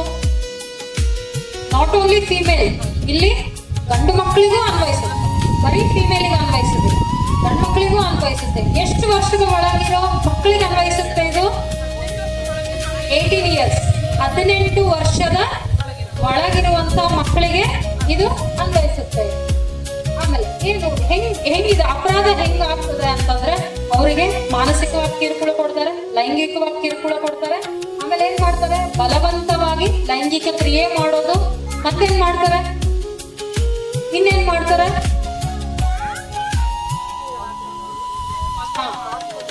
ಟಾರ್ಚರ್, ಭಿಕ್ಷಾಟನೆ ಮಾಡಿಸ್ತಾರೆ, ಟಾರ್ಚರ್ ಕೊಡ್ತಾರೆ, ಮೆಂಟಲಿ ಹರಾಸ್ ಮಾಡ್ತಾರೆ. ಇದು ಎಲ್ಲ ಇನ್ಕ್ಲೂಡ್ ಆಗುತ್ತೆ. ಏನಿದು? ಇದರಿಂದ ಹೆಂಗೆ ಮಕ್ಳು ಈಗ ನೋಡ್ರಿ, ನಾವು ತಂದೆ ತಾಯಿ ಆಗಿ ಹೆಂಗ್ ಗೊತ್ತಿಡಬೇಕು ಇದನ್ನ? ಈಗ ನಮ್ಮ ಮಕ್ಕಳು ಮನೇಲಿ ಇರ್ತೀವಿ ನಾವು, ಹೌದಾ? ಮನೇಲಿದ್ದಾಗ ನಮ್ಮ ಮಕ್ಕಳ ಬಿಹೇವಿಯರ್ ಏನಂತ ಬೆಟರ್ ನಮಗೆ ಪೇರೆಂಟ್ಸಿಗೆ ಬೆಟರ್ ಗೊತ್ತಿರ್ತದೆ, ಹೌದಾ? ಇದು ಏನು ತಾಯಂದ್ರಿಗೆ ಒಂದೇ ಅಂತಲ್ಲ, ತಂದೆ ತಾಯಿ ಇಬ್ಬರಿಗೂ ಗೊತ್ತಿರ್ತದೆ ನಮ್ಮ ಮಕ್ಕಳ ಬಿಹೇವಿಯರ್ ಏನು, ಬೆಳಗ್ಗೆ ಎದ್ದ ತಕ್ಷಣ ಏನ್ ಮಾಡ್ತಾರೆ, ಮಧ್ಯಾಹ್ನ ಏನ್ ಮಾಡ್ತಾರೆ, ಸಾಯಂಕಾಲ ಒಂದು ರೊಟೀನ್ ಇರ್ತದ ಮಕ್ಕಳದು, ಅದೇ ರೊಟೀನ್ ಫಾಲೋ ಮಾಡ್ತಿರ್ತಾರ ಅವ್ರು, ಹೌದಾ? ಎಲ್ಲಾ ಮಕ್ಕಳು, ಗಂಡ್ ಮಕ್ಕಳಾಗ್ಲಿ ಹೆಣ್ಮಕ್ಳಾಗ್ಲಿ 18 ವರ್ಷದ ಒಳಗಿರೋರು ಸ್ವಲ್ಪ ಬಿಹೇವಿಯರ್ ನ ಚೇಂಜ್ ಆದ್ರೆ ಏನ್ ಮಾಡ್ತಾರೆ? ಫಸ್ಟ್ ಯಾರಿಗೆ ಗೊತ್ತಾಗ್ತದೆ? ತಾಯಿಗೆ ಗೊತ್ತಾಗ್ತದೆ, ಹೌದಾ? ಆಕ್ಚುಲಿ ತಂದೆಗೂ ಗೊತ್ತಾಗಿರ್ತದೆ, ಹೇಳಲ್ಲ ಬಾಯಿ ತೆಗೆ ಅಷ್ಟೇ. ಫಸ್ಟ್ ಯಾರು ಕಂಡುಹಿಡಿತಾರೆ ಅಂದ್ರೆ ಆಸ್ ಪರ್ ಅನಾಲಿಸಿಸ್ ಮತ್ತೆ ರಿಸರ್ಚ್ ಪ್ರಕಾರ ತಂದೆಗೆ ಗೊತ್ತಾಗಿರ್ತದೆ ಫಸ್ಟ್. ಏನಂದ್ರೆ ಅವ್ರು ಹೇಳಲ್ಲ ಬಾಯಿ ತೆಗೆದು, ತಾಯಿಗೆ ಅರ್ಜೆಂಟ್ ಕೇಳ್ಬೇಕು, ನನ್ನ ಮಕ್ಳಿಗೆ ಏನಾಯ್ತು, ನನ್ನ ಮಕ್ಳಿಗೆ ಏನಾಯ್ತು ಅಂತ ಒಂದು ಕ್ಯೂರಿಯಾಸಿಟಿ. ದಿನಾ ಇದನ್ ಮಾಡ್ತಾರೆ, ಇವತ್ ಯಾಕೆ ಮಾಡ್ತಿಲ್ಲ, ಇವತ್ ಯಾಕೆ ಬಿಹೇವಿಯರ್ ಚೇಂಜ್ ಇದೆ ಇವ್ರದ್ದು, ಯಾಕೆ ಹಿಂಗ್ ಮಾಡ್ತಿದ್ರೆ, ಊಟ ಸರಿಯಾಗಿ ಮಾಡ್ತಾ ಇಲ್ಲ, ನಿದ್ದೆ ಸರಿಯಾಗಿ ಮಾಡ್ತಾ ಇಲ್ಲ, ಇದೆಲ್ಲ ಡಿಫ್ರೆನ್ಸಸ್ ಯಾರು ಗೊತ್ತಿಡ್ತಾರೆ? ತಂದೆನೂ ಗೊತ್ತಿಡ್ತಾರೆ, ಬಟ್ ತಾಯಿ ಅದನ್ನ ಬೇಗ ಕೇಳ್ತಾರೆ. ಕೇಳಿ ಏನ್ ಮಾಡ್ತಾರೆ? ಹೋಗಿ ಹೇಳ್ತಾರೆ ಅವ್ರ ಮನೆಯವ್ರಿಗೆ, ಯಾಕೋ ಊಟ ಮಾಡ್ತಾ ಇಲ್ಲ, ಯಾಕೋ ಇದನ್ನ ಮಾಡ್ತಾ ಇಲ್ಲ, ಏನಾಗಿದೆ ಪ್ರಾಬ್ಲಮ್, ಒಂದ್ ಸ್ವಲ್ಪ ಗೊತ್ತು ಮಾಡ್ಕೋಬೇಕಲ್ಲ ಅನ್ನೋದು ಒಂದ್ ಸ್ವಲ್ಪ ಕ್ಯೂರಿಯಾಸಿಟಿ ಇರ್ತದೆ ಅವ್ರಿಗೆ, ಹೌದಾ ಇಲ್ಲ? ಎಲ್ಲರಿಗೂ ಕ್ಯೂರಿಯಾಸಿಟಿ ಇರುತ್ತೆ. ನಮ್ಮ ಮಕ್ಕಳ ಜವಾಬ್ದಾರಿ ಯಾರ ಮೇಲೆ ಇರುತ್ತೆ? ನಮ್ಮ ಮೇಲೆ ಇರುತ್ತೆ. ಸೊ ಒಂದು ಕ್ಯೂರಿಯಾಸಿಟಿ ಬಂದಾಗ, ಕೇಳಿದಾಗ ಆ ಮಕ್ಕಳಿಗೆ ಸೌಮ್ಯತೆಯಿಂದ ಕೇಳಬೇಕು. ಸಿಟ್ ಮಾಡಿದಾಗ ಏನಾಯ್ತು ಹೆಂಗೆ ಅನ್ನೋದು ಸಿಟ್ ಮಾಡೋದ್ರಿಂದ ಇನ್ನೂ ಸ್ವಲ್ಪ ಹೆದರ್ತಾರೆ ಮಕ್ಕಳು, ಹೌದಾ? ಹೆದರ್ತಾರೋ ಇಲ್ಲ ಮಕ್ಕಳು? ಯಾಕೆ ಹೇಳ್ಬೇಕು? ಕೇಳಿದ್ರೆ ಮತ್ತೆ ಏನ್ ಮಾಡ್ತಾರೆ, ಏನ್ ಬೈತಾರೋ ಏನು ಅನ್ನೋದು ಒಂದ್ ಸ್ವಲ್ಪ ಭಯ ಇರ್ತದೆ ಮಕ್ಕಳಿಗೆ, ಹೌದಾ? ಅವಾಗ ಏನು ಕೇಳಿದಾಗ ಏನ್ ಮಾಡ್ತಾರೆ ಅವರು? ಇಲ್ಲ ಅಮ್ಮ, ಇಲ್ಲ ಅಪ್ಪ. ಅವ್ರಿಗೆ ಯಾರು ಕಂಫರ್ಟಬಲ್ ಅನಿಸುತ್ತೆ ಅವರಿಗೆ, ತಂದೆ ಹತ್ರನೋ ತಾಯಿ ಹತ್ರನೋ ಅಥವಾ ಸ್ನೇಹಿತರು ಅಥವಾ ಶಿಕ್ಷಕರು. ಈಗ ಶಿಕ್ಷಕರು they are the best teachers, ಅದರಲ್ಲೂ ಫೀಮೇಲ್ ಟೀಚರ್ಸ್ ಇರ್ತಾರಲ್ಲ, ವೆರಿ ಬೆಸ್ಟ್. ಅವರು ಎಲ್ಲ ಹೇಳ್ಕೊಡ್ತಾರೆ. ಯಾವ ಯೂನಿವರ್ಸಿಟಿನೂ ಏನು ಹೇಳಲ್ಲ, ಹೌದಾ? ಯಾವ ಯೂನಿವರ್ಸಿಟಿನೂ ಹೇಳ್ಕೊಡಲ್ಲ. ಕೆಲವೊಂದೆಲ್ಲ ಟೀಚರ್ಸ್ ಬಹಳ ಬೆಸ್ಟ್ ಹೇಳ್ಕೊಡ್ತಾರೆ. ಕೇಳ್ದೆ ನಾನು, ಇಲ್ಲಿ ಒಂದು ಇಬ್ರು ಟೀಚರ್ಸ್ ಇದಾರಂತ, ಮಲ್ಲಮ್ಮ ಅಂತ ಹೇಳಿ, ನನಗೆ ಗೊತ್ತಿಲ್ಲ ಯಾರಂತ ಅವರು. ಅವ್ರ ಸ್ಟೂಡೆಂಟ್ಸ್ ಎಲ್ಲರೂ ಡಾಕ್ಟರ್ಸ್ ಇಂಜಿನಿಯರ್ಸ್ ಆಗ್ಯಾರ ಅಂತ ಬೆಸ್ಟ್ ಎಕ್ಸಾಂಪಲ್ ಅದು. ಸೊ ಏನೇ ಒಂದು ಆದ್ರೂ ಕೂಡ ಏನ್ ಮಾಡ್ಬೇಕು, ಟೀಚರ್ಸಿಗೆ ಹೇಳ್ತಾರೆ ಅವ್ರು ಹಿಂಗಾಯ್ತು, ಪ್ರಾಬ್ಲಮ್ ಆಯ್ತು ಅಂತ ಹೇಳಿದಾಗ ಅವ್ರು ಏನ್ ಕಮ್ಯುನಿಕೇಟ್ ಮಾಡ್ತಾರೆ, ಬಂದು ಪೇರೆಂಟ್ಸ್ ಹತ್ರ ಕಮ್ಯುನಿಕೇಟ್ ಮಾಡ್ತಾರೆ. ಅವರು ಕಮ್ಯುನಿಕೇಟ್ ಮಾಡಿದಾಗ ಏನಾಗುತ್ತೆ, ಹಿಂಗ್ ಪ್ರಾಬ್ಲಮ್ ಆಗಿದೆ ಅಂತ ಗೊತ್ತಾದಾಗ ಏನ್ ಮಾಡ್ಬೇಕು, ಹೋಗಿ ಪೊಲೀಸ್ ಸ್ಟೇಷನ್ ದೂರ್ ಕೊಡೋದು, ಮತ್ತೇನೋ ಅದು ಕಾನೂನುಬದ್ಧವಾಗಿ ಏನಿದೆ ಅದನ್ನ ಕ್ರಮ ತಗೊಳ್ತಾರೆ. ಅದನ್ನ ಸಾರ್ಟ್ ಔಟ್ ಮಾಡಬೇಕು ಮಕ್ಕಳಿಗೆ. ಆಮೇಲೆ ಅದ್ ಏನ್ ಮಕ್ಕಳು ಬಂದು ಹೇಳ್ತಾರಲ್ಲ, ನಿಮ್ಮ ಹತ್ರ ತಂದೆ ತಾಯಿ ಹತ್ರ, ಶಿಕ್ಷಕರ ಹತ್ರ, ಸ್ನೇಹಿತರ ಹತ್ರ ಬಂದು ಏನ್ ಹಂಚ್ಕೊಳ್ತಾರಲ್ಲ ಅವರು, ಅದನ್ನ ಗೌಪ್ಯವಾಗಿರ್ಬೇಕು, ಅದನ್ನ ಡಿಸ್ಕ್ಲೋಸ್ ಮಾಡಬಾರ್ದು. ಹಿಂಗೆ ಯಾರೋ ಮಾಡಿದ್ರು, ಇದನ್ನೇನೋ ಅವರು ಹಿಂಗ್ ರಿಯಾಕ್ಟ್ ಆಯ್ತು, ಹಿಂಗೆ ಲೈಂಗಿಕ ಕಿರುಕುಳ ಆಯ್ತು, ಮತ್ತೊಂದೇನೋ ಕಿರುಕುಳ ಆಯ್ತು ಅನ್ನೋದನ್ನ ಎಲ್ಲೂ ಡಿಸ್ಕ್ಲೋಸ್ ಮಾಡಬಾರ್ದು. ಅದನ್ನ ಕಾನ್ಫಿಡೆನ್ಷಿಯಲ್ ಆಗಿ ಗೌಪ್ಯವಾಗಿ ಇಡಬೇಕು ಅಂತ ಹೇಳಿ ಹೇಳಿ. ಸೊ ಏನಾರು ಬೋರ್ ಆಯ್ತಾ ಹೇಳ್ತಿರೋದು? ಬೋರ್ ಆಯ್ತಾ? ಎಸ್, ಪರವಾಗಿಲ್ಲ, ಥ್ಯಾಂಕ್ ಯು. ಎಕ್ಸ್ಪೀರಿಯನ್ಸ್ ಇರೋರಿಗೆ I feel thank you very much for the feedback. ಇದು ಬಹಳ ಮೋಸ್ಟ್ ಇಂಪಾರ್ಟೆಂಟ್. ನಾನು ಇವಾಗ ಹೇಳೋದು ಬಹಳ ಎಲಾಬ್ರೇಟ್ ಮಾಡೋದಿಲ್ಲ, ಇದನ್ನ ಸೂಕ್ಷ್ಮವಾಗಿ ಹೇಳ್ತೀನಿ. ಎಲ್ಲಾ ದೊಡ್ಡವರು ಇದ್ದೀರಿ, ಸಣ್ಣವರು ಇದ್ದೀರಿ, ಇದನ್ನ ಸ್ವಲ್ಪ ಹೇಳೋದ್ರಿಂದ ಅರ್ಥ ಆಗುತ್ತೆ ಅಂತ ನಾನು ಅನ್ಸ್ಕೊಂಡಿದೀನಿ. ಯಾಕಂದ್ರೆ ನನ್ಕಿಂತ ಬಹಳ ದೊಡ್ಡವರೆಲ್ಲ ಇದ್ದೀರಿ ಇಲ್ಲಿ. ಈ ಸ್ಟೇಟ್ಮೆಂಟಿಗೆ ನಿಮಗೆ ಬಹಳ ಬೇಗ ಅರ್ಥ ಆಗುತ್ತೆ. ಏನು ಅಂದ್ರೆ, ಮದುವೆ ಎಂಬ ಸಂಬಂಧಗಳಲ್ಲಿ ಒಬ್ಬರ ಮೇಲೆ ಒಬ್ಬರ ಪ್ರೀತಿ, ವಿಶ್ವಾಸ, ನಂಬಿಕೆ ಮತ್ತು ಮನಸ್ಸುಗಳನ್ನು ಅರ್ಥ ಮಾಡಿಕೊಳ್ಳಬೇಕು. ಏನಿದ್ರ ಅರ್ಥ? ಈ ಸ್ಟೇಟ್ಮೆಂಟ್ ಇಂದ ಅರ್ಥ ಏನು? ಯಾಕೆ ಹೇಳಿರ್ಬೋದು ನಾನು ಇದನ್ನ?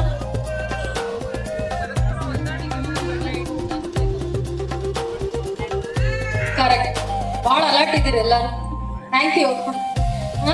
ಏನಪ್ಪಾ ಅಂತಂದ್ರೆ, ಮದುವೆ ಎಂಬ ಸಂಬಂಧಗಳಲ್ಲಿ ಒಬ್ಬರ ಮೇಲೆ ಒಬ್ಬರು ಪ್ರೀತಿ, ವಿಶ್ವಾಸ, ನಂಬಿಕೆ ಮತ್ತು ಮನಸ್ಸುಗಳನ್ನು ಅರ್ಥ ಮಾಡಿಕೊಳ್ಳಬೇಕು. ಏನಿದು? ಯಾಕೆ ಹೇಳಿದೆ ನಾನು ಇದನ್ನ ಅಂತಂದ್ರೆ, ಇದನ್ನ ಎಲಾಬರೇಟ್ ಮಾಡೋದಿಲ್ಲ, ನಿಮಗೆ ಅರ್ಥ ಆಗುತ್ತೆ ಬೇಗ. ಏನಂದ್ರೆ, ಕೌಟುಂಬಿಕ ದೌರ್ಜನ್ಯದಿಂದ ಮಹಿಳೆಯರ ರಕ್ಷಣೆ ಕಾಯ್ದೆ 2005. ಏನಿದು ಅಂತಂದ್ರೆ, ಈಗ ಮನೆಗೇನೋ ಸಣ್ಣ ಪುಟ್ಟ ಜಗಳ ಆಗ್ತಿರ್ತದ, ಮತ್ತೇನೋ ಆಗ್ತಿರ್ತದ, ಅದನ್ನ ಎಲಾಬರೇಟ್ ಮಾಡಬಾರ್ದು, ಅದು ಅಲ್ಲಿಗೆ ಕ್ಲೋಸ್ ಮಾಡ್ಬಿಡ್ಬೇಕು. ಹೌದಾ? ಈಗ ಹಳೆ ಅಜ್ಜಿಯವರಿಗೆ, ಅಮ್ಮವ್ರಿಗೆ ಅಷ್ಟು ಪೇಷನ್ಸ್ ಇದ್ದಷ್ಟು ಇವಾಗಿನ ಜನರೇಷನ್ಗೆ ಪೇಷನ್ಸ್ ಇರಲ್ಲ, ಬಹಳ ಕಡಿಮೆ ಇರ್ತದೆ ಪೇಷನ್ಸ್. ನಾನೇನು ಹೇಳ್ತೀನಿ ಅಂದ್ರೆ, ಪೇಷನ್ಸ್ ತಂದ್ಕೋಬೇಕು. ಎಷ್ಟೊತ್ತಾದ್ರೂ ಗಂಡ ಗಂಡನೇ, ಅತ್ತೆ ಅತ್ತೆನೆ, ಮಾವ ಮಾವನೇ, ಅಪ್ಪ ಅಮ್ಮನೇ. ಯಾರು ಇಲ್ಲಿ ಇಂಟರ್ಚೇಂಜ್ ಆಗಕ್ ಆಗೋದಿಲ್ಲ. ಹೌದಾ? ಯಾರ ಪಾತ್ರ ಅವರೇ ನಿರ್ವಹಿಸ್ಬೇಕು. ಹೌದಾ? ಯಾಕೆ ಅವ್ರಂಗ್ ಬಿಹೇವ್ ಮಾಡ್ತಾರೆ ಅಂದ್ರೆ, ಅವ್ರಿಗೂ ಅವ್ರಂಗ್ ಮಾಡಿರ್ಬೋದಲ್ಲ. ಹೌದಲ್ಲ? ಹೌದಾ ಇಲ್ಲ? ಅದನ್ನ ಫೀಲ್ ಮಾಡ್ಕೋಬಾರ್ದು ಜಾಸ್ತಿ. ನನ್ನ ಪರ್ಸೆಪ್ಷನ್ ಏನು ಅಂತಂದ್ರೆ, ಅದು ಜಾಸ್ತಿ ಮನ್ಸಿಗೆ ತಗೊಂಡು ಅವಾಗ ಜಗಳ ಆಡ್ಬೇಕು ಅಷ್ಟೇ. ಜಗಳ ಆಡಿ ಅದನ್ನ ಬಿಟ್ಬಿಡ್ಬೇಕು. ಅದು ಜಾಸ್ತಿ ಎಲಾಬ್ರೇಟ್ ಮಾಡಕ್ ಹೋಗ್ಬಾರ್ದು. ಅದನ್ನ ಕ್ಯಾರಿ ಫಾರ್ವರ್ಡ್ ಮಾಡಿ ಮತ್ತಿನ್ನೊಂದೆರಡು ಹಾಕಿ ಬ್ಲಾಸ್ಟ್ ಆಗ್ಬಿಡ್ತದ. ಹೌದಾ ಇಲ್ಲ? ಹೌದಾ ಇಲ್ರಿ? ಎಲ್ಲರಿಗೆ ಬ್ಲಾಸ್ಟ್ ಆಗ್ತದೆ. ಅವಾಗೇನು ಬ್ಲಾಸ್ಟ್ ಆದಾಗ ಪೇರೆಂಟ್ಸ್ ಹೇಗಿರ್ತಾರ, ಹುಡುಗಿ ಅಪ್ಪ ಅಮ್ಮ ಇಲ್ಲ ಬಾಡ ಬಾ, ಬಿಟ್ಟು ಬಂದ್ಬಿಡು, ಬಾಡ ಬಾ ಅಲ್ಲ, ಅವ್ರಿಗೆ ಹೇಳಬೇಕು, ತಿಳಿಸಿ, ಒಂದ್ 5 ವರ್ಷ 10 ವರ್ಷ ಸಮಾಧಾನದಿಂದ ಇರಿ. ಹೌದಾ? ಒಂದ್ 10 ವರ್ಷ ಆರಾಮಾಗಿ ಸಮಾಧಾನವಾಗಿದ್ರೆ ಏನಾಗ್ತದೆ, ಲೈಫ್ ಟೈಮ್ ನಿಮ್ದೆ ಅವಾಗ. ಎಲ್ಲಾ ಫೀಮೇಲ್ ಕೈಯಾಗ ಜಂಟ್ದೇನಿರಲ್ಲ ಅವಾಗ. ಹೌದಾ ಇಲ್ಲ?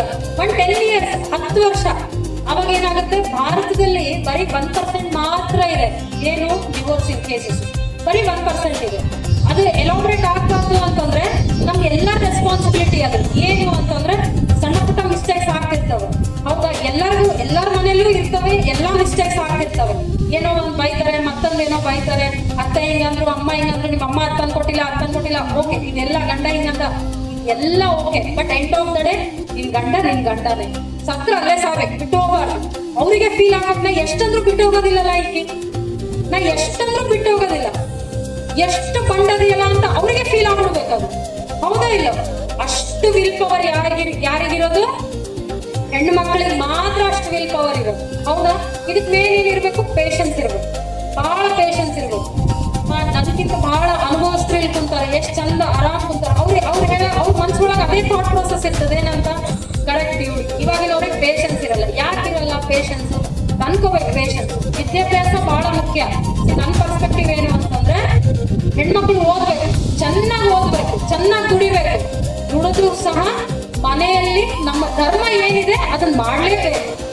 ನೀನ್ ಏನೇ ಕ್ವಾಲಿಫಿಕೇಶನ್ ಇದ್ರು ಮನೆಯಿಂದ ಹೊರಗೆ ನಿನ್ ಕ್ವಾಲಿಫಿಕೇಶನ್, ನಿಮ್ದು ಏನೇ ಸ್ಟೇಟಸ್ ಇದ್ರು, ನಿಮ್ದು ಏನೇ ಪೊಸಿಷನ್ ಇದ್ರು ಮನೆಯಿಂದ ಹೊರಗೆ. ಅದೆಲ್ಲ ಮನೆ ಒಳಗೆ ಬಂದ್ರೆ ನೀನು ತಾಯಿ, ನೀನು ಹೆಂಡತಿ, ನೀನು ಸೊಸೆ, ಇದು ಎಲ್ಲಾವುದು ಇರ್ಬೇಕು ಅವಳಿಗೆ. ಆ ಪೇಷನ್ಸ್ ಲೆವೆಲ್ ಯಾರಿಗಿರ್ಬೇಕು ಅಂತಂದ್ರೆ ಹೆಣ್ಮಕ್ಳಿಗೆ ಇರ್ಬೇಕು. ಹಿಂಗಾದಾಗ ಕುಟುಂಬ ಒಡೆಯೋದಿಲ್ಲ, ಯಾವತ್ತೂ ಒಡೆಯೋದಿಲ್ಲ.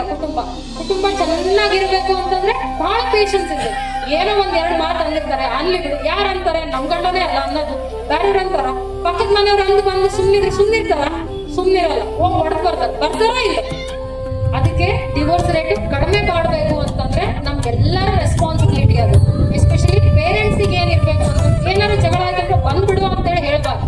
ಅಲ್ಲಿ ಫಸ್ಟ್ ಕೇಳ್ಬೇಕು, ಆ ಕಡೆ ಏನಾಯ್ತು, ಈ ಕಡೆ ಏನಾಯ್ತು, ಅಟ್ಲೀಸ್ಟ್ ಅಷ್ಟು ಒಂದು ಕೌನ್ಸಿಲಿಂಗ್ ಕೊಡ್ಬೇಕು, ಒಂದು ಸಂಧಾನಕ್ಕೆ ಒಂದು ಅವಕಾಶ ಕೊಡ್ಬೇಕು ಅವರಿಗೆ. ಏನ್ ಪ್ರಾಬ್ಲಮ್ ಆಯ್ತು, ಇದನ್ನ ಸರಿ ಮಾಡ್ಕೊಡ್ರಿ, ಏನಾದ್ರು ತಪ್ಪಿದ್ರೆ ಓಕೆ ಅದನ್ನೇನು ಸರಿ ಮಾಡ್ಕೊಡ್ರಿ, ಅದನ್ನ ಎಲಾಬ್ರೇಟ್ ಮಾಡಕ್ ಹೋಗ್ಬೇಡ್ರಿ ಅಂತ ಹೇಳಿ ಅವರಿಗೆ ತಿಳಿಸಿ ಹೇಳ್ಬೇಕು. ತಿಳಿಸಿ ಹೇಳಿದಾಗ ಕೇಳ್ತಾರೆ. ಅದನ್ನು ಸಿಟ್ಟಿಂದ ಇದನ್ನು ಸಿಟ್ಟಿಂದ ಅಂತಂದಾಗ ಏನಾಗ್ತದೆ, ಮತ್ ಜಗಳ ಶುರು ಅಲ್ಲಿಗೆ. ನಾನ್ ಹೆಚ್ಚು, ನೀನ್ ಕಡಿಮೆ, ನಾನ್ ಇಷ್ಟು ದುಡಿತೀನಿ, ನಾನ್ ಇಷ್ಟು ತರ್ತೀನಿ, ನಾನ್ ಇದನ್ನ ಮಾಡ್ತೀನಿ. ನೋ, ಅದನ್ನ ಮಾಡಬಾರ್ದು. ಎಷ್ಟೊತ್ತಾದ್ರೂ ಅದು ನಿನ್ನ ಮನೆ, ಹೌದಾ? ನಾಳೆ ಯಾರೋ ಬಂದ್ರು ಕೂಡ ಅಲ್ಲ, ಅದು ನಿಂದೇ ಮನೆ. ನೀನೇ ಅದಕ್ಕೆ ಹೆಡ್ ಆಫ್ ದ ಫ್ಯಾಮಿಲಿ, ಹೌದಾ?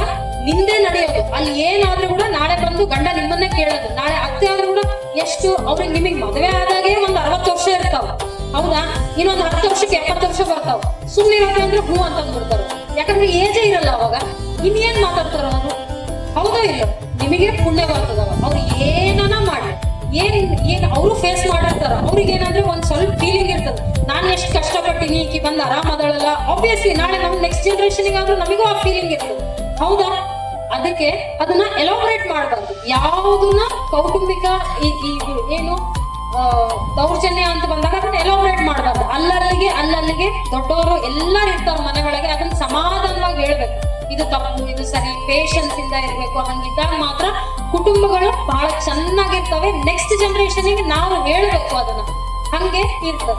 ಇನ್ನ ಒಂದು, ನಮ್ಮ ಸಮಾಜ ಇದು ಬಹಳ ಇಂಪಾರ್ಟೆಂಟ್, ಎಲ್ಲರಿಗೂ ಅಪ್ಲಿಕೇಬಲ್. ನಮ್ಮ ಸಮಾಜ ನಿಜಕ್ಕೂ ವಿಚಿತ್ರ. ಏಕೆಂದರೆ ನಾವು ಕಾನೂನುಗಳನ್ನು ಮಾಡುವುದರಲ್ಲಿ ಬಹಳ ಮುಂದಿದ್ದೇವೆ. ಆದರೆ ಅವುಗಳನ್ನು ಪಾಲಿಸುವುದರಲ್ಲಿ ಅಷ್ಟೇ ಹಿಂದೆ ಇದ್ದೇವೆ. ಯಾಕೆ ಅಂತ ಕೇಳಿದ್ರೆ ಅದಕ್ಕೆ ಅತ್ಯುತ್ತಮ ಉದಾಹರಣೆ ಎಂದರೆ ಥಾಟ್ ಬಂತ ಏನಿರ್ಬೋದು? ಅತ್ಯುತ್ತಮ ಉದಾಹರಣೆ ಎಂದರೆ ಏನಿರ್ಬೋದು? ವರದಕ್ಷಿಣೆ. ಹೌದಾ? ಮೋಸ್ಟ್ ಇಂಪಾರ್ಟೆಂಟ್ ಕ್ಯೂರಿಯಾಸಿಟಿ, ಲೇಡೀಸಿಗೆ ಖುಷಿ ಅಂತ ಹೇಳಿದ್ರೆ ನಗ್ತಾರೆ. ಇಲ್ಲಿ ಮುಂದೆ ಹಿಂದೆ ಎಲ್ಲಾರು ಕುಂತವ್ರು, ದೇ ಆರ್ ವೆರಿ ಹ್ಯಾಪಿ. ಹೌದಾ? ಏನು ಇದಕ್ಕೆ ಬಹಳ ಎಳೆಯೋದು ಬೇಡ, ಫೀಲ್ ಆಗ್ತದೆ ಎಲ್ಲರಿಗೂ ಜಾಸ್ತಿ ಹೇಳಿ. ಏನು? ವರದಕ್ಷಿಣೆ ನಿಷೇಧ ಕಾಯ್ದೆ, ಕೊಡುವುದು ಮತ್ತೆ ತಗೊಳ್ಳುವುದು ತಪ್ಪು ಅಂತ ಹೇಳಿ ಹೇಳ್ತಾರೆ. ಆಮೇಲೆ ಜನರಲ್ ಏನು ಅಂತಂದ್ರೆ equal pay for equal work. ಈಗ ಹೆಣ್ಮಕ್ಳು ಕೂಲಿ ಕೆಲಸ ಮಾಡಕ್ ಹೋಗ್ತಾರೆ, ಗಂಡ್ಮಕ್ಳು ಹೋಗ್ತಾರೆ. ವೇತನ ಯಾರಿಗೆ ಜಾಸ್ತಿ? ವೇಜಸ್ ಗಂಡ್ಮಕ್ಳಿಗೆ ಜಾಸ್ತಿ. ಅದನ್ನ ಮಾಡಬಾರ್ದು. ಅವರು ಅಷ್ಟೇ ಕೆಲಸ ಮಾಡ್ತಾ ಹೋಗಿಲ್ಲ, ಅವರಿಗೂ ಅಷ್ಟೇ ಕೊಡ್ಬೇಕು. ಹೌದಿಲ್ಲ? ಹೌದಾ ಇಲ್ಲ? ಅಕ್ಸೆಪ್ಟ್ ಮಾಡ್ತಿರೋ? ಎಲ್ಲ ದೊಡ್ಡವರೆಲ್ಲ ಹಿಂದೆ ಕುಂತಾರ, ಗಂಡ್ಮಕ್ಳೆಲ್ಲ ಕುಂತಾರ. ಅಕ್ಸೆಪ್ಟ್ ಮಾಡ್ತಿರೋ ಇಲ್ಲ? ಅವ್ರು ಪಾಪ ಮನೆಗೂ ಮಾಡಿ ಬಂದಿರ್ತಾರ, ಅಲ್ಲೂ ಬಂದು ಮಾಡ್ತಾರೆ. ಹೌದಾ ಇಲ್ಲ? ಆರಾಮ್ ಸುಮ್ಮನೆ ಕುಂತಾರ, ಅವ್ರು ಏನ್ ರಿಯಾಕ್ಟ್ ಮಾಡಲ್ಲ. ಇದಕ್ಕೆ equal pay for equal work ಅಂದ್ರೆ ರಿಯಾಕ್ಟ್ ಮಾಡಲ್ಲ. ಏನ್ಮಾ? ಹೌದಿಲ್ಲ? ಅವ್ರಿಗೆ ಜಾಸ್ತಿ ಕೊಡ್ತಾರ. ನಮ್ಮ ಸಂವಿಧಾನದೊಳಗೆ ಏನಂತಂದ್ರೆ equal pay for equal work. ಅವ್ರು ಎಷ್ಟು ಕೆಲಸ ಮಾಡ್ತಾರೆ, ಇಲ್ಲಿ ಯಾವುದೇ ಲಿಂಗ ಭೇದ ಭಾವ ಮಾಡಬಾರ್ದು. ಅವ್ರಿಗೆ ಏನ್ ಮಾಡ್ಬೇಕು? ಅವರಿಗೂ ಅಷ್ಟೇ ವೇಜಸ್ ನ ಕೊಡಬೇಕು ಅಂತ ಹೇಳಿ ಹೇಳ್ತಾರೆ. ಆಮೇಲೆ ಆಸ್ತಿಗಳ ಹಕ್ಕು, ಹೆಣ್ಮಕ್ಳಿಗೆ ಎಷ್ಟಿದೆ ಆಸ್ತಿ ಹಕ್ಕು ಗೊತ್ತಿದೆಯಾ? ಎಷ್ಟಿದೆ ಅಂತೇಳಿ? ಯಾವಾಗಿಂದ ಬಂದಿದ್ದು? ಮುಂಚೆ ಇತ್ತಾ ಇದು? ಮುಂಚೆ ಇತ್ತಾ ಇದು? ಮುಂಚೆ ಇರ್ಲಿಲ್ಲ ಇದು. ಹೌದಾ? ಇತ್ತ? ಮುಂಚೆ ಇರ್ಲಿಲ್ಲ ಸರ್. ಇಲ್ಲ 2005ರಿಂದ ಬಂದಿದ್ದು.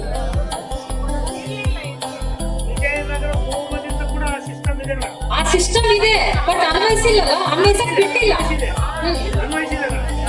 ಅನ್ವಯಿಸಕ್ ಬಿಟ್ಟಿಲ್ಲ ಸರ್ ಅದನ್ನ.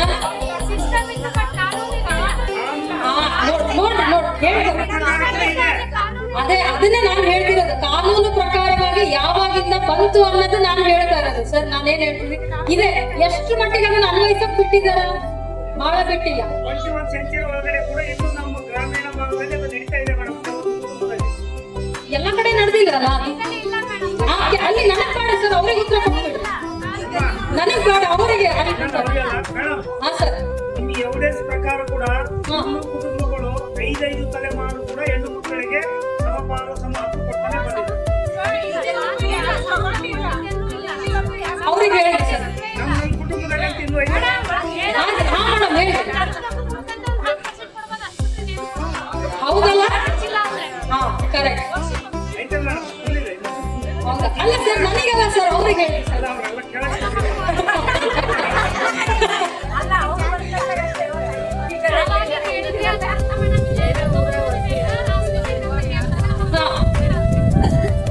ಹೌದಲ್ಲ?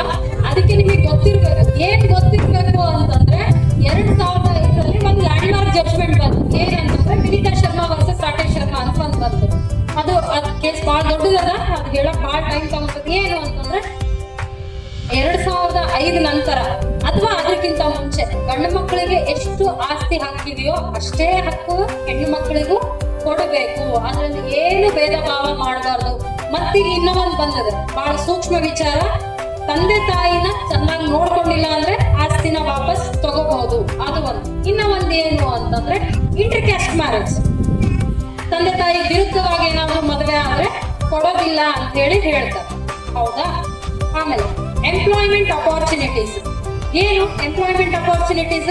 ಎಲ್ಲಾ ಹೆಣ್ಮಕ್ಳಿಗೂ ಗಂಡು ಮಕ್ಳಿಗೆ ಎಷ್ಟು ಪ್ರಿಫರೆನ್ಸ್ ಕೊಡ್ತಾರೆ, ಎಲ್ಲದ್ರೊಳಗೂ ಪ್ರಿಫರೆನ್ಸ್. ಈಗೀಗ 1-2 ವರ್ಷದಿಂದ ಸೈನಿಕ್ ಸ್ಕೂಲ್ ಅಲ್ಲಿ ಕೊಡ್ತಿದ್ದಾರೆ, ನೇವಿಯಲ್ಲಿ ಕೊಡ್ತಿದ್ದಾರೆ. ಮತ್ತೆ ಇಲ್ಲಿ ನಿಮಗಿನ್ನ ಗೊತ್ತಿರ್ತದೆ, ವರ್ಕಿಂಗ್ ಇದೀರಿ, ಟೀಚರ್ಸ್ ಇದೀರಿ, ಅಲ್ಲಿ ಎಲ್ಲಾ ಕಡೆನೂ ಈಗ ಸ್ಟಾರ್ಟ್ ಮಾಡ್ತಿದ್ದಾರೆ. ಏನು ಸೈನಿಕ್ ಸ್ಕೂಲ್ ಅಲ್ಲಿ ಫಸ್ಟ್ ಲೇಡೀಸ್ ಸಿಗಿದ್ದಿಲ್ಲ, ಗರ್ಲ್ಸ್ ಸಿಗಿದ್ದಿಲ್ಲ. ಈಗ ಒಂದು ಸ್ವಲ್ಪ ವರ್ಷದಿಂದ ಸ್ಟಾರ್ಟ್ ಮಾಡ್ಯಾರ ಅವ್ರಿಗೆ. ಹೌದಾ? ಸೊ ಹಂಗಾಗಿ ಅವರಿಗೂ ಬಹಳಷ್ಟು ಅಪಾರ್ಚುನಿಟೀಸ್ ಕೊಡಬೇಕು. ಅವರು ಮುಂದೆ ಬರಬೇಕು. ಅವ್ರು ಮುಂದೆ ಬರೋದ್ರಿಂದ ಯಾವುದೇ ಕುಟುಂಬ ಒಡೆಯೋದಿಲ್ಲ, ಇನ್ನೂ ಚೆನ್ನಾಗಾಗುತ್ತೆ ಅಂತ ಹೇಳಿ ಹೇಳ್ತಾರೆ. ಹೌದು ಇಲ್ಲ? ಗೊತ್ತಿರಬೇಕು.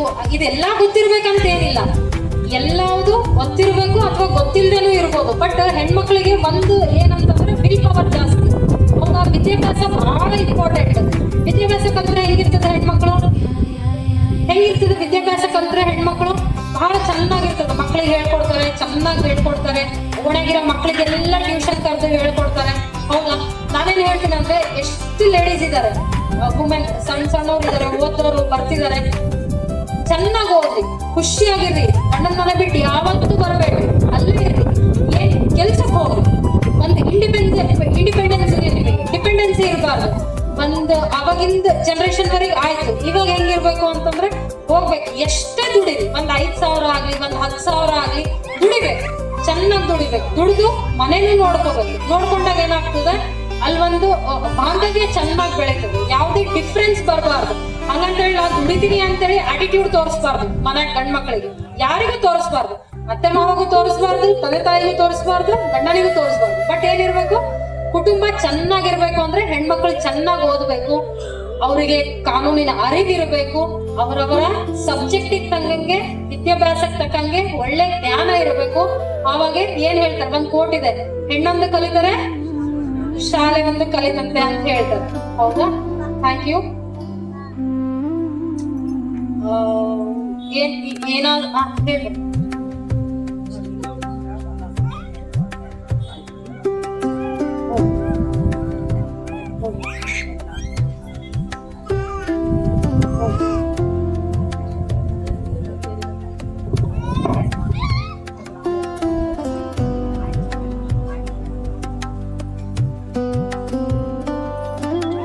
ಹೇಳಿದ ವಿಷಯದಲ್ಲಿ ಏನಾದ್ರು ತಪ್ಪಿದ್ರೆ ಕ್ಷಮಿಸಿ. ಎಲ್ಲರಿಗೂ ನನ್ಗಿಂತ ಬಹಳ ದೊಡ್ಡವರಿದ್ದೀರಿ ಎಲ್ಲರೂ. ನನ್ನ ಕಲಿಕೆ ಆಮೇಲೆ ನನ್ನ ಅನುಭವಕ್ಕೆ ತಕ್ಕಂತೆ ನಾನು ಈ ಒಂದು ತುಣುಕು ಜಸ್ಟ್ ಇದನ್ನ ಕಾನೂನು ಸಬ್ಜೆಕ್ಟ್ ಹೆಂಗೆ ಅಂದ್ರೆ ಹೇಳ್ತಾ ಹೋದ್ರೆ ಬಹಳ ಎಲಾಬ್ರೇಟ್ ಆಗ್ತದೆ. ಈಗ ಆಲ್ರೆಡಿ 9 o'clock ಆಗಿದೆ. ಸೊ ನಾನು ಇಲ್ಲಿಗೆ ಎಂಡ್ ಮಾಡ್ತೀನಿ. ನನಗೆ ಈ 1 second ಯಾರೋ ಕೊಟ್ಟಿದ್ದಾರೆ.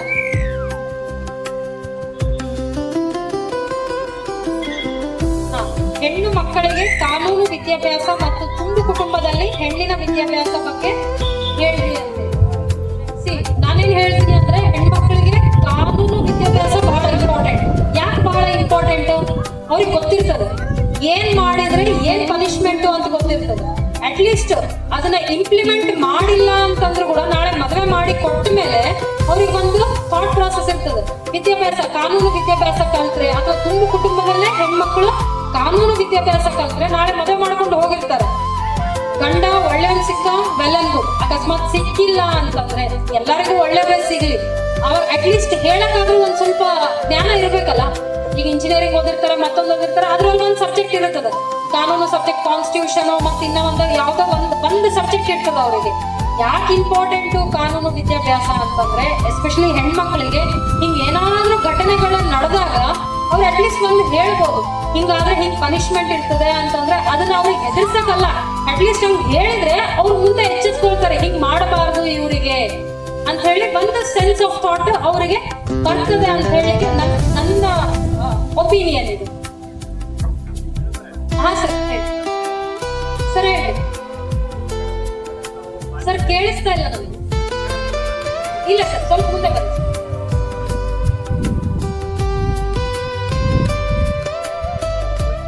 ಹಾ ಸರ್.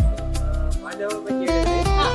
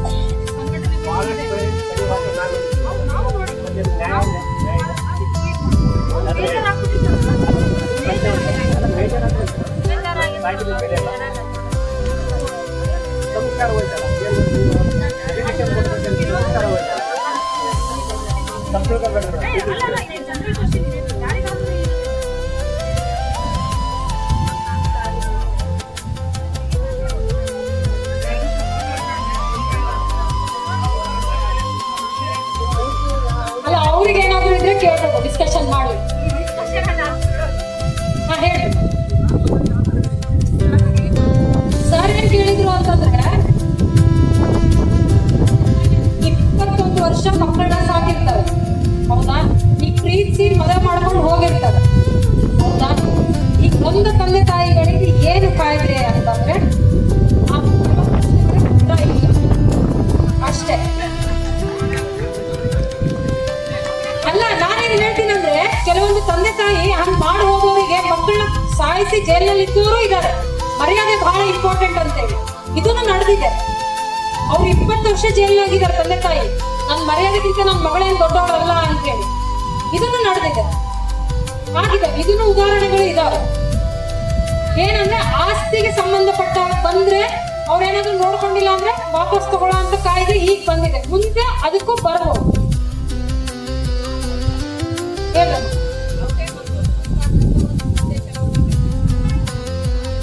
ಯಾರಾದ್ರೂ ಆಗಿರ್ಲಿ, ಗಂಡ್ಮಕ್ಳಾಗಿರ್ಲಿ ಹೆಣ್ಮಕ್ಳಾಗಿರ್ಲಿ, ನಾನೇನ್ ಹೇಳ್ತೀನಿ ಅಂದ್ರೆ ಫಸ್ಟ್ ಮನೆನೇ ಇಂಪಾರ್ಟೆಂಟ್, ಅಪ್ಪ ಅಮ್ಮ ಇಂಪಾರ್ಟೆಂಟ್, ಅವ್ರ ಮರ್ಯಾದೆ ಇಂಪಾರ್ಟೆಂಟ್. ಈ ಹೆಣ್ಮಕ್ಳು ನಾನು ಓದಿನಿ, ನಾನು ಡಿಸಿಷನ್ ತಗೋಬೇಕು, ನೋ, ಅಪ್ಪ ಅಮ್ಮ ತಗೋಬೇಕು ಡಿಸಿಷನ್. ಅದು ಅಪ್ಪ ಅಮ್ಮ ಏನ್ ಕೆಟ್ಟದ್ ಮಾಡಲ್ಲ, ಒಳ್ಳೇದೇ ಮಾಡೋದು ಮಕ್ಕಳಿಗೆ, ಕೆಟ್ಟದೇನ್ ಬಯಸಲ್ಲ. ಯಾರ ನಮ್ಮ ತಾಯಿ ಪ್ರಪಂಚದಲ್ಲಿ ಕೆಟ್ಟವ್ರು ಇರೋಕೆ ಸಾಧ್ಯನೇ ಇಲ್ಲ. ಅವ್ರಿಗೆ ಏನೇ ಕಷ್ಟ ಇದ್ರು ಏನ್ ಮಾಡ್ತಾರೆ, ಮಕ್ಕಳಿಗೆ ಒಳ್ಳೇದಾಗ್ಲಿ ಅಂತಾನೆ ಇರ್ತದೆ. ಹೌದಾ? ತಂದೆ ಒಂದು 3-4 ವರ್ಷ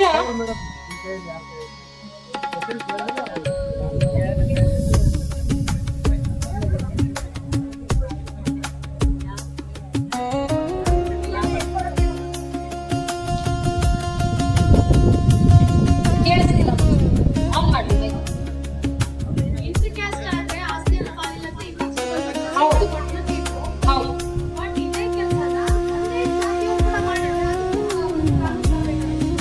ತರ್ಬೇಕಮ್ಮ, ತರ್ಬೇಕು.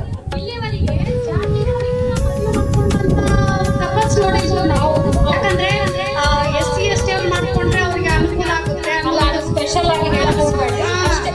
ಆತರ ಆತರ ಒಂದ್ ಇರೋದಕ್ಕೆ ಈಗ ಏನ್ ಮಾಡ್ತಾರೆ ಅಂದ್ರೆ ಜಾತಿ ನೋಡಿ ಮದುವೆ ಮಾಡ್ಕೊಳ್ಳೋಂತ ಲವರ್ಸ್ ಕೂಡ ಇದ್ದಾರೆ. ಬರೀ ಇಂಟರ್ ಕ್ಯಾಸ್ಟ್ ಆಗ್ತಾ ಅನ್ನಕ್ ಹೋಗ್ಬೇಡಿ. ಮತ್ತೆ ಹಂಗಂದ್ರೆ ಅವ್ರಿಗೂ ಮುಂದೆ ಕಾನೂನಿನ ಜವಾಬ್ದಾರಿ ಏನಾದ್ರು ಶೋಷಣೆಗಳಾದಾಗ ಅವರೇ ಜವಾಬ್ದಾರಿ ಅಂತ ಬಿಡ್ಬೇಕು. ತಂದೆ ತಾಯಿಗೆ ಮಾತ್ರ ಬರೋ ಹಾಕಿಲ್ಲ. ಈ ತರ ಮಕ್ಕಳನ್ನ ಕಂಟ್ರೋಲ್ ಅಂತ ಪೇರೆಂಟ್ಸ್ ಆದಂತ ಕಾನೂನುಗಳು ತರಬೇಕು ಅಂತ ಹೇಳ್ತೀನಿ. ಇದನ್ನ ಗಮನಕ್ಕೆ ತಗೊಂಡು ಹೋಗ್ತೀವಿ, ಸರ್ವೋಚ್ಚ ನ್ಯಾಯಾಲಯ ಗಮನಕ್ಕೆ ತಗೊಂಡು ಡೆಫಿನೆಟ್ಲಿ ತಗೊಂಡು ಹೋಗ್ತೀವಿ.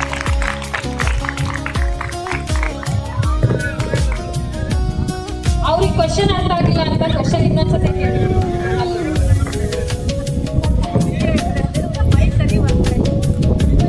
ಮೇಡಮ್ ಅವರು ಕ್ವಶನ್ ಏನ್ ಕೇಳಿದಾರೆ ಈ ಕಡೆ ಅರ್ಥ ಆಗಿಲ್ಲ. ಅದೇ ಅವ್ರಿಗೆ ಹೇಳ್ತಿದ್ದೀನಿ ಸರ್, ಇನ್ನೊಂದ್ಸತಿ ಕ್ವಶನ್ ಹೇಳಿ. ಅಲ್ಲ, ಅದನ್ನ ಅವ್ರಿಗೆ ಹೇಳಕ್ಕೆ ನೀವೇ ಹೇಳಿ ಇವಾಗ ಅವ್ರು ಏನ್ ಕೇಳಿದಾರೆ. ಅವ್ರು ಏನ್ ಕೇಳಿದ್ರು ಅಂದ್ರೆ ಸರ್, ಎಸ್ಪೆಷಲಿ ಭಾಷಾ ಸಾರು ಕೇಳಿದ್ರು ತಂದೆ ತಾಯಿಗೆ ಏನ್ ಪರಿಹಾರ ಅಂತಂದ್ರಲ್ವಾ, ಅದಕ್ಕೆ ರಿಲೇಟೆಡ್ ಆಗಿ ಇದು ನಾನು ಹೇಳಿದ ವಿಷಯ ಏನಂದ್ರೆ ಇಂಟರ್ ಕ್ಯಾಸ್ಟ್ ಆದಾಗ ಸುಪ್ರೀಂ ಕೋರ್ಟ್ ಕಂಟ್ರೋಲ್ ಆಯ್ತು. ಯಾಕಂದ್ರೆ ಆಸ್ತಿ ಕೊಡ್ಬಾರ್ದು ಅಂತ ಹೇಳ್ತಾರೆ. ಬಟ್ ಇಂಟರ್ ಕ್ಯಾಸ್ಟ್ ಅಲ್ಲ, ಸೇಮ್ ಕ್ಯಾಸ್ಟ್ ಅಲ್ಲೇ ಮದುವೆ ಆದ್ರೂ ಕೂಡ ತಂದೆ ತಾಯಿಗೆ ಅನ್ಯಾಯ ಆಗುತ್ತೆ.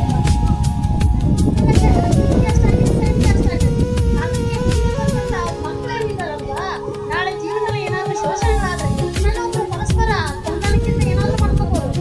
ಅವಾಗ ಅದಕ್ಕೆ ಜವಾಬ್ದಾರಿ ಅವರೇ ನಿರ್ವಹಿಸ್ಕೊಂಡು ಹೋಗ್ಬೇಕು. ವಿನಃ ತಂದೆ ತಾಯಿಗೆ love marriage means love marriage. ಯಾವುದೇ ಜಾತಿಗಳು ಒಂದು ಜಾತಿ ಆಗಿರ್ಬೋದು, ಬೇರೆ ಜಾತಿ ಆಗಿರ್ಬೋದು. ಬಟ್ ತಂದೆ ತಾಯಿಗೋಸ್ಕರ ಆದ್ರೂ ಆ ಮಕ್ಕಳಿಗೆ ಒಂದ್ ರೀತಿಯಲ್ಲಿ ಕಂಟ್ರೋಲ್ ತರುವಂತ ಕಾನೂನು ಬರಬೇಕು ಅಂತ ಹೇಳ್ತೀನಿ ಅಷ್ಟೇ. Okay madam, thank you. ನೀವು ಹೇಳಿದ್ದಕ್ಕೆ ನಮ್ದು ಪೂರ್ಣ ರೈಸ್ ಮಾಡಿದಂತ ಭಾಷಾ ಸಾರಿಗೆ ಒಂದು ಕಂಗ್ರ್ಯಾಚುಲೇಷನ್. ಹಲೋ ಹಲೋ, ಇನ್ನೊಂದು ಕ್ವಶನ್.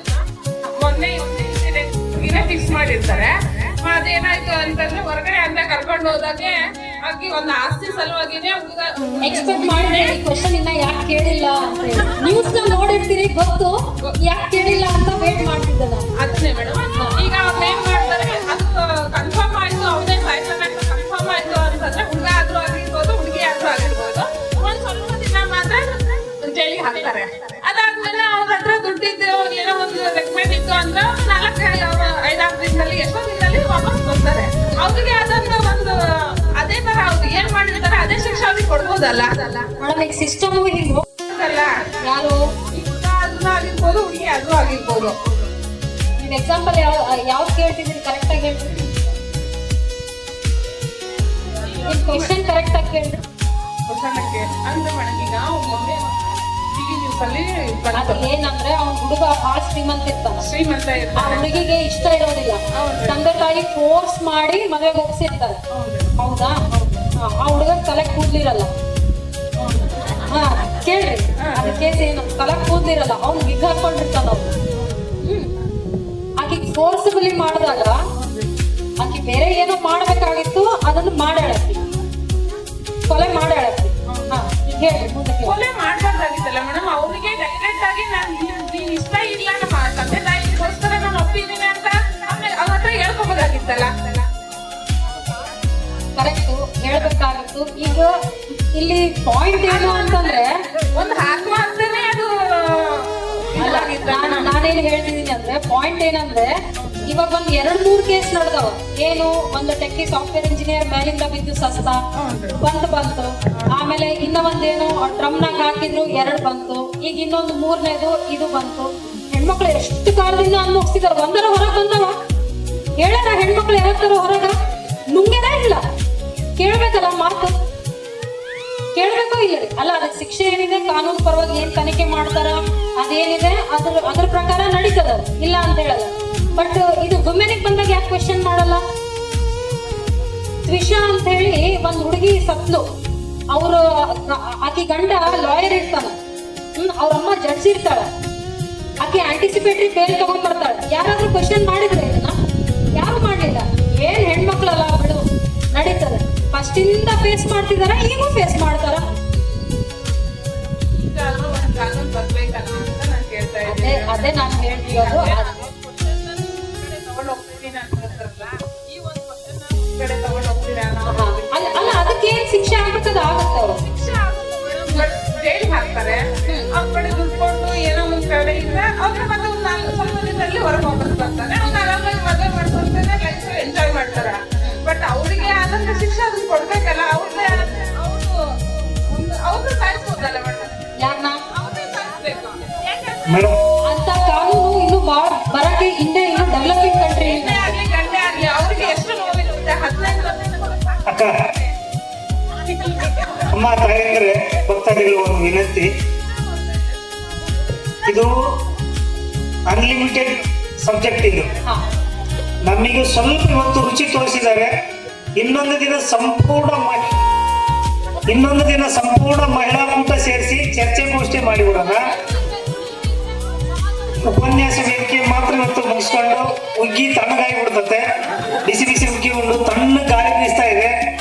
ಮೇಡಮ್ ಅವ್ರನ್ನ ಮತ್ತೊಮ್ಮೆ ಕರ್ಸೋಣ. ಇನ್ನೂ ಅವ್ರ ಸಹಚಾರನ್ನು ಕೂಡ ಒಳ್ಳೊಳ್ಳೆ ಕಾನೂನು ಬಲ್ಲವ್ರನ್ನ ತರಿಸಿ ನಾವು ಕೂಡ ಕಾನೂನು ತಿಳ್ಕೊಂಬೋಣ. ಮೇಡಮ್ ಮುಂದುವರಿಸಿ ಮೇಡಮ್ ಕಾರ್ಯಕ್ರಮ.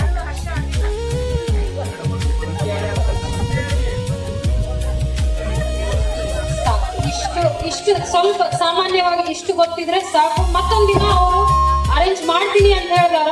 ಒಂದಿಬ್ರು ಅಜ್ಜಿಯವ್ರು ಯಾರೋ ಮುಂದೆ ಬಂದು ಕೇಳಿದ್ರು, ಅದನ್ನ ಮತ್ತೊಂದ್ ದಿವಸ ಅರೇಂಜ್ ಮಾಡಿದಾಗ ಅಥವಾ ಬೇರೆ ನನಗೆ ಬಂದು ಕಾಂಟ್ಯಾಕ್ಟ್ ಮಾಡ್ರಿ, ಅದೇನಿದೆ ನಾನು ಅದನ್ನ ಹೇಳ್ತೀನಿ ನಿಮಗೆ.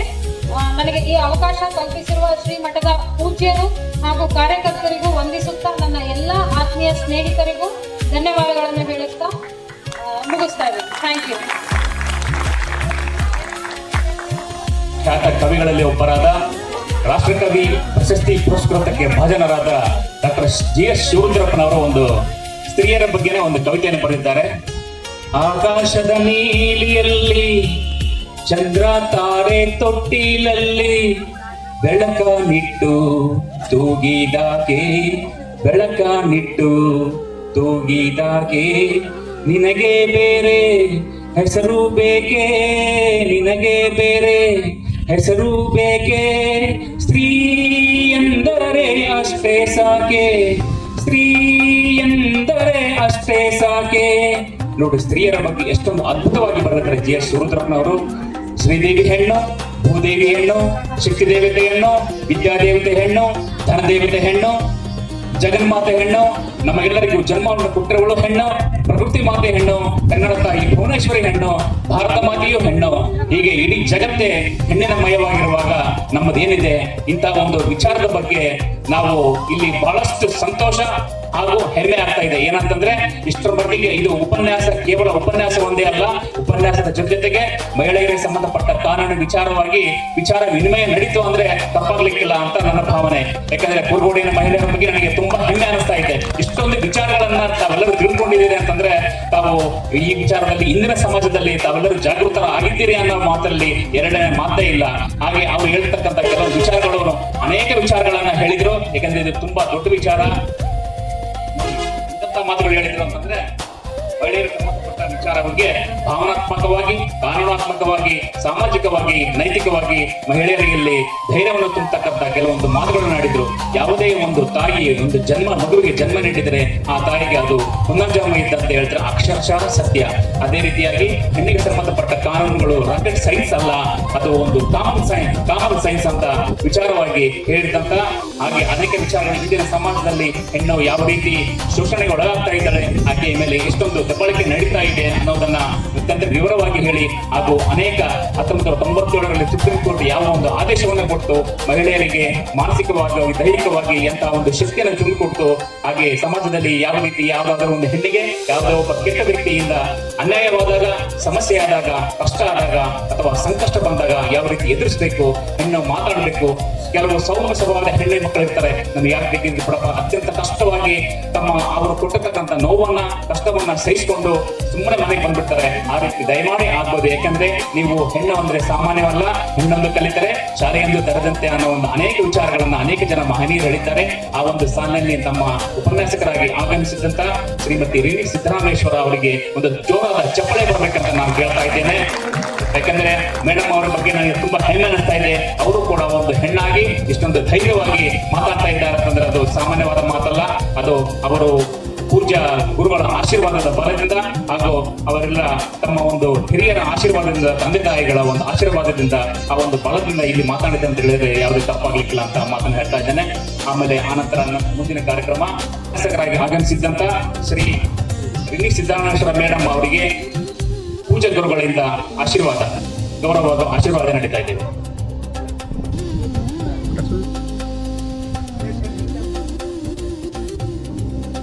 ಹಾಗೂ ಉಪನ್ಯಾಸಕರ ಅವರ ಯಜಮಾನರು ಕೂಡ ಈ ಒಂದು ಕಾರ್ಯಕ್ರಮಕ್ಕೆ ಆಗಮಿಸಿರ್ತಾರೆ. ಶ್ರೀ ಸಿದ್ದರಾಮೇಶ್ವರ ಗದ್ದುಗೆ ಮತ್ತು ಸಿರಿವಾರ ಇವರು ವೇದಿಕೆಗೆ ಬಂದು ಪೂಜ್ಯ ಗುರುಗಳಿಗೆ ಮಾಲಾರ್ಪಣೆಯನ್ನು ಮಾಡೋದಕ್ಕಾಗಿ ನಾನು ಅವರಲ್ಲಿ ವಿನಂತಿ ಮಾಡ್ತಾ ಇದ್ದೇನೆ. ಬಹಳ ವಿಶೇಷವಾದ ಕಾರ್ಯಕ್ರಮ ಅಂತ ಹೇಳಿದ್ರೆ ತಪ್ಪಾಗ್ಲಿಕ್ಕಿಲ್ಲ. ಯಾಕಂದ್ರೆ 4ನೇ ತಿಂಗಳಿನ ವಿಶೇಷವಾದ ಕಾರ್ಯಕ್ರಮ, ನಿಜಕ್ಕೂ ಒಂದು ಅದ್ಭುತವಾದ, ಇದು ಎಷ್ಟೋ ವರ್ಷಗಳು ಹೋದ್ರೂ ಸಹ ಎಲ್ಲರೂ ನೆನಪಿಡಬೇಕಾಗಿರ್ತಕ್ಕಂಥ ವಿಚಾರ ಅಂತ ಹೇಳ್ತಾ ಇದ್ದೇನೆ. ಶ್ರೀ ಸಿದ್ದರಾಮೇಶ್ವರ ಗದ್ದುಗೆ ಮತ್ತು ಸಿರಿವಾರ ಇವರು ಪೂಜ್ಯ ಗುರುಗಳಿಗೆ ಮಾಲಾರ್ಪಣೆ ಮಾಡಿ ಅವರಿಂದ ಆಶೀರ್ವಾದವನ್ನು ಪಡಿತಾ ಇದ್ದಾರೆ.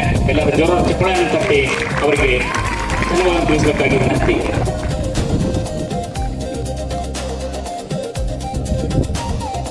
ಹಾಗೂ ಇವತ್ತಿನ ಕಾರ್ಯಕ್ರಮದ ದಾಸೋಹದ ಸೇವೆಯನ್ನು ವಹಿಸಿಕೊಂಡಿರ್ತಕ್ಕಂಥ ಶ್ರೀ ದಾನನಗೌಡ ಪೊಲೀಸ್ ಇಲಾಖೆಯ ನಿವೃತ್ತ ಅಧಿಕಾರಿಗಳು, ಇವರು ಸಹ ವೇದಿಕೆಗೆ ಬಂದು ಪೂಜ್ಯ ಗುರುಗಳಿಂದ ಆಶೀರ್ವಾದವನ್ನು ಪಡೆಯಬೇಕಾಗಿ ವಿನಂತಿ.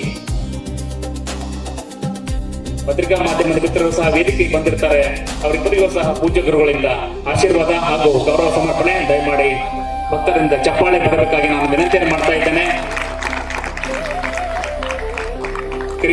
ಕ್ರಿಯೆಗೆ ಪ್ರತಿಕ್ರಿಯೆ ಬಹಳ ಮುಖ್ಯ.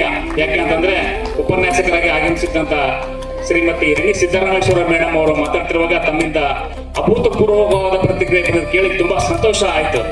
ಅವರು ಪ್ರಶ್ನೆ ಕೇಳ್ತಾ ಇದ್ರು, ತಾವು ಉತ್ತರ ಕೊಡ್ತಾ ಇದ್ರಿ, ಎಷ್ಟು ಮಟ್ಟಿಗೆ ತಾವು ಜಾಗೃತರಾಗಿದ್ದೀರಿ ಅನ್ನೋದಕ್ಕೆ ಈ ಒಂದು ಕಾರ್ಯಕ್ರಮ ಜೀವಂತ ಸಾಕ್ಷಿ ಅಂತ ಹೇಳೋದ್ರಲ್ಲಿ ತಪ್ಪಿಲ್ಲ ಅಂತ ನನ್ನ ಭಾವನೆ.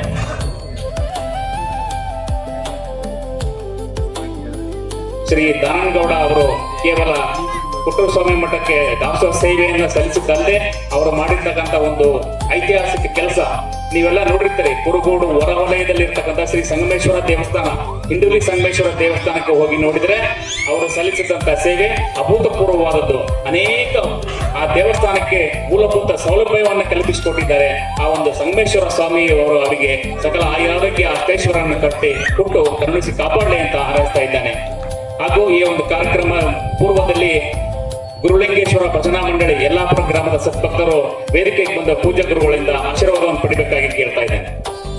ಆ ಒಂದು ತಂಡದವರ ಪೈಕಿ ಒಂದಿಬ್ಬರು ಬಂದು ಪೂಜ್ಯ ಗುರುಗಳಿಂದ ಆಶೀರ್ವಾದ ಪಡಿಬೇಕಾಗಿ ವಿನಂತಿ. ದಯಮಾಡಿ ಬೇಗ ಬೇಗ ಬರಬೇಕು, ಸಮಯದ ಅಭಾವ ಇದೆ. ಹಾಗೂ ಪತ್ರಿಕಾ ಮಾಧ್ಯಮದ ಮಿತ್ರರಾದ ವಾಗೀಶಣ್ಣ, ಶ್ರೀ ವಾಗೀಶಣ್ಣ ಅವರು ಕೂಡ ವೇದಿಕೆಗೆ ಬಂದ ಪೂಜ್ಯ ಗುರುಗಳಿಂದ ಆಶೀರ್ವಾದ ಪಡಿಬೇಕಾಗಿ ನಾನು ಕೇಳ್ತಾ ಇದ್ದೇನೆ. ಹಾಗೂ ಪತ್ರಿಕಾ ಮಾಧ್ಯಮದ ಇನ್ನೊಬ್ಬ ಮಿತ್ರರಾದ ಶ್ರೀ ಭೀಮಣ್ಣ ಇವರು ಸಹ ವೇದಿಕೆಗೆ ಬರಬೇಕಾಗಿ ನಾನು ಕೇಳ್ತಾ ಇದ್ದೇನೆ.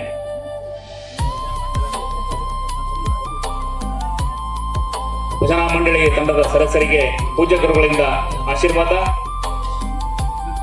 ಅವರ ಸೇವೆ ಹೀಗೆ ನಿರಂತರವಾಗಿ ಸಾಗಲಿ. ಅವರೆಲ್ಲ ಕುಟುಂಬ ವರ್ಗದವರ ಮೇಲೆ ಪೂಜ್ಯ ಗುರುಗಳ ಆಶೀರ್ವಾದ, ಕುಟುಂಬೇಶ್ವರ ಆಶೀರ್ವಾದ ಸದಾಕಾಲ ಇರಲಿ ಅಂತ ನಾನು ತುಂಬ ಹೃದಯದಿಂದ ಹಾರೈಸ್ತಾ ಇದ್ದೇನೆ.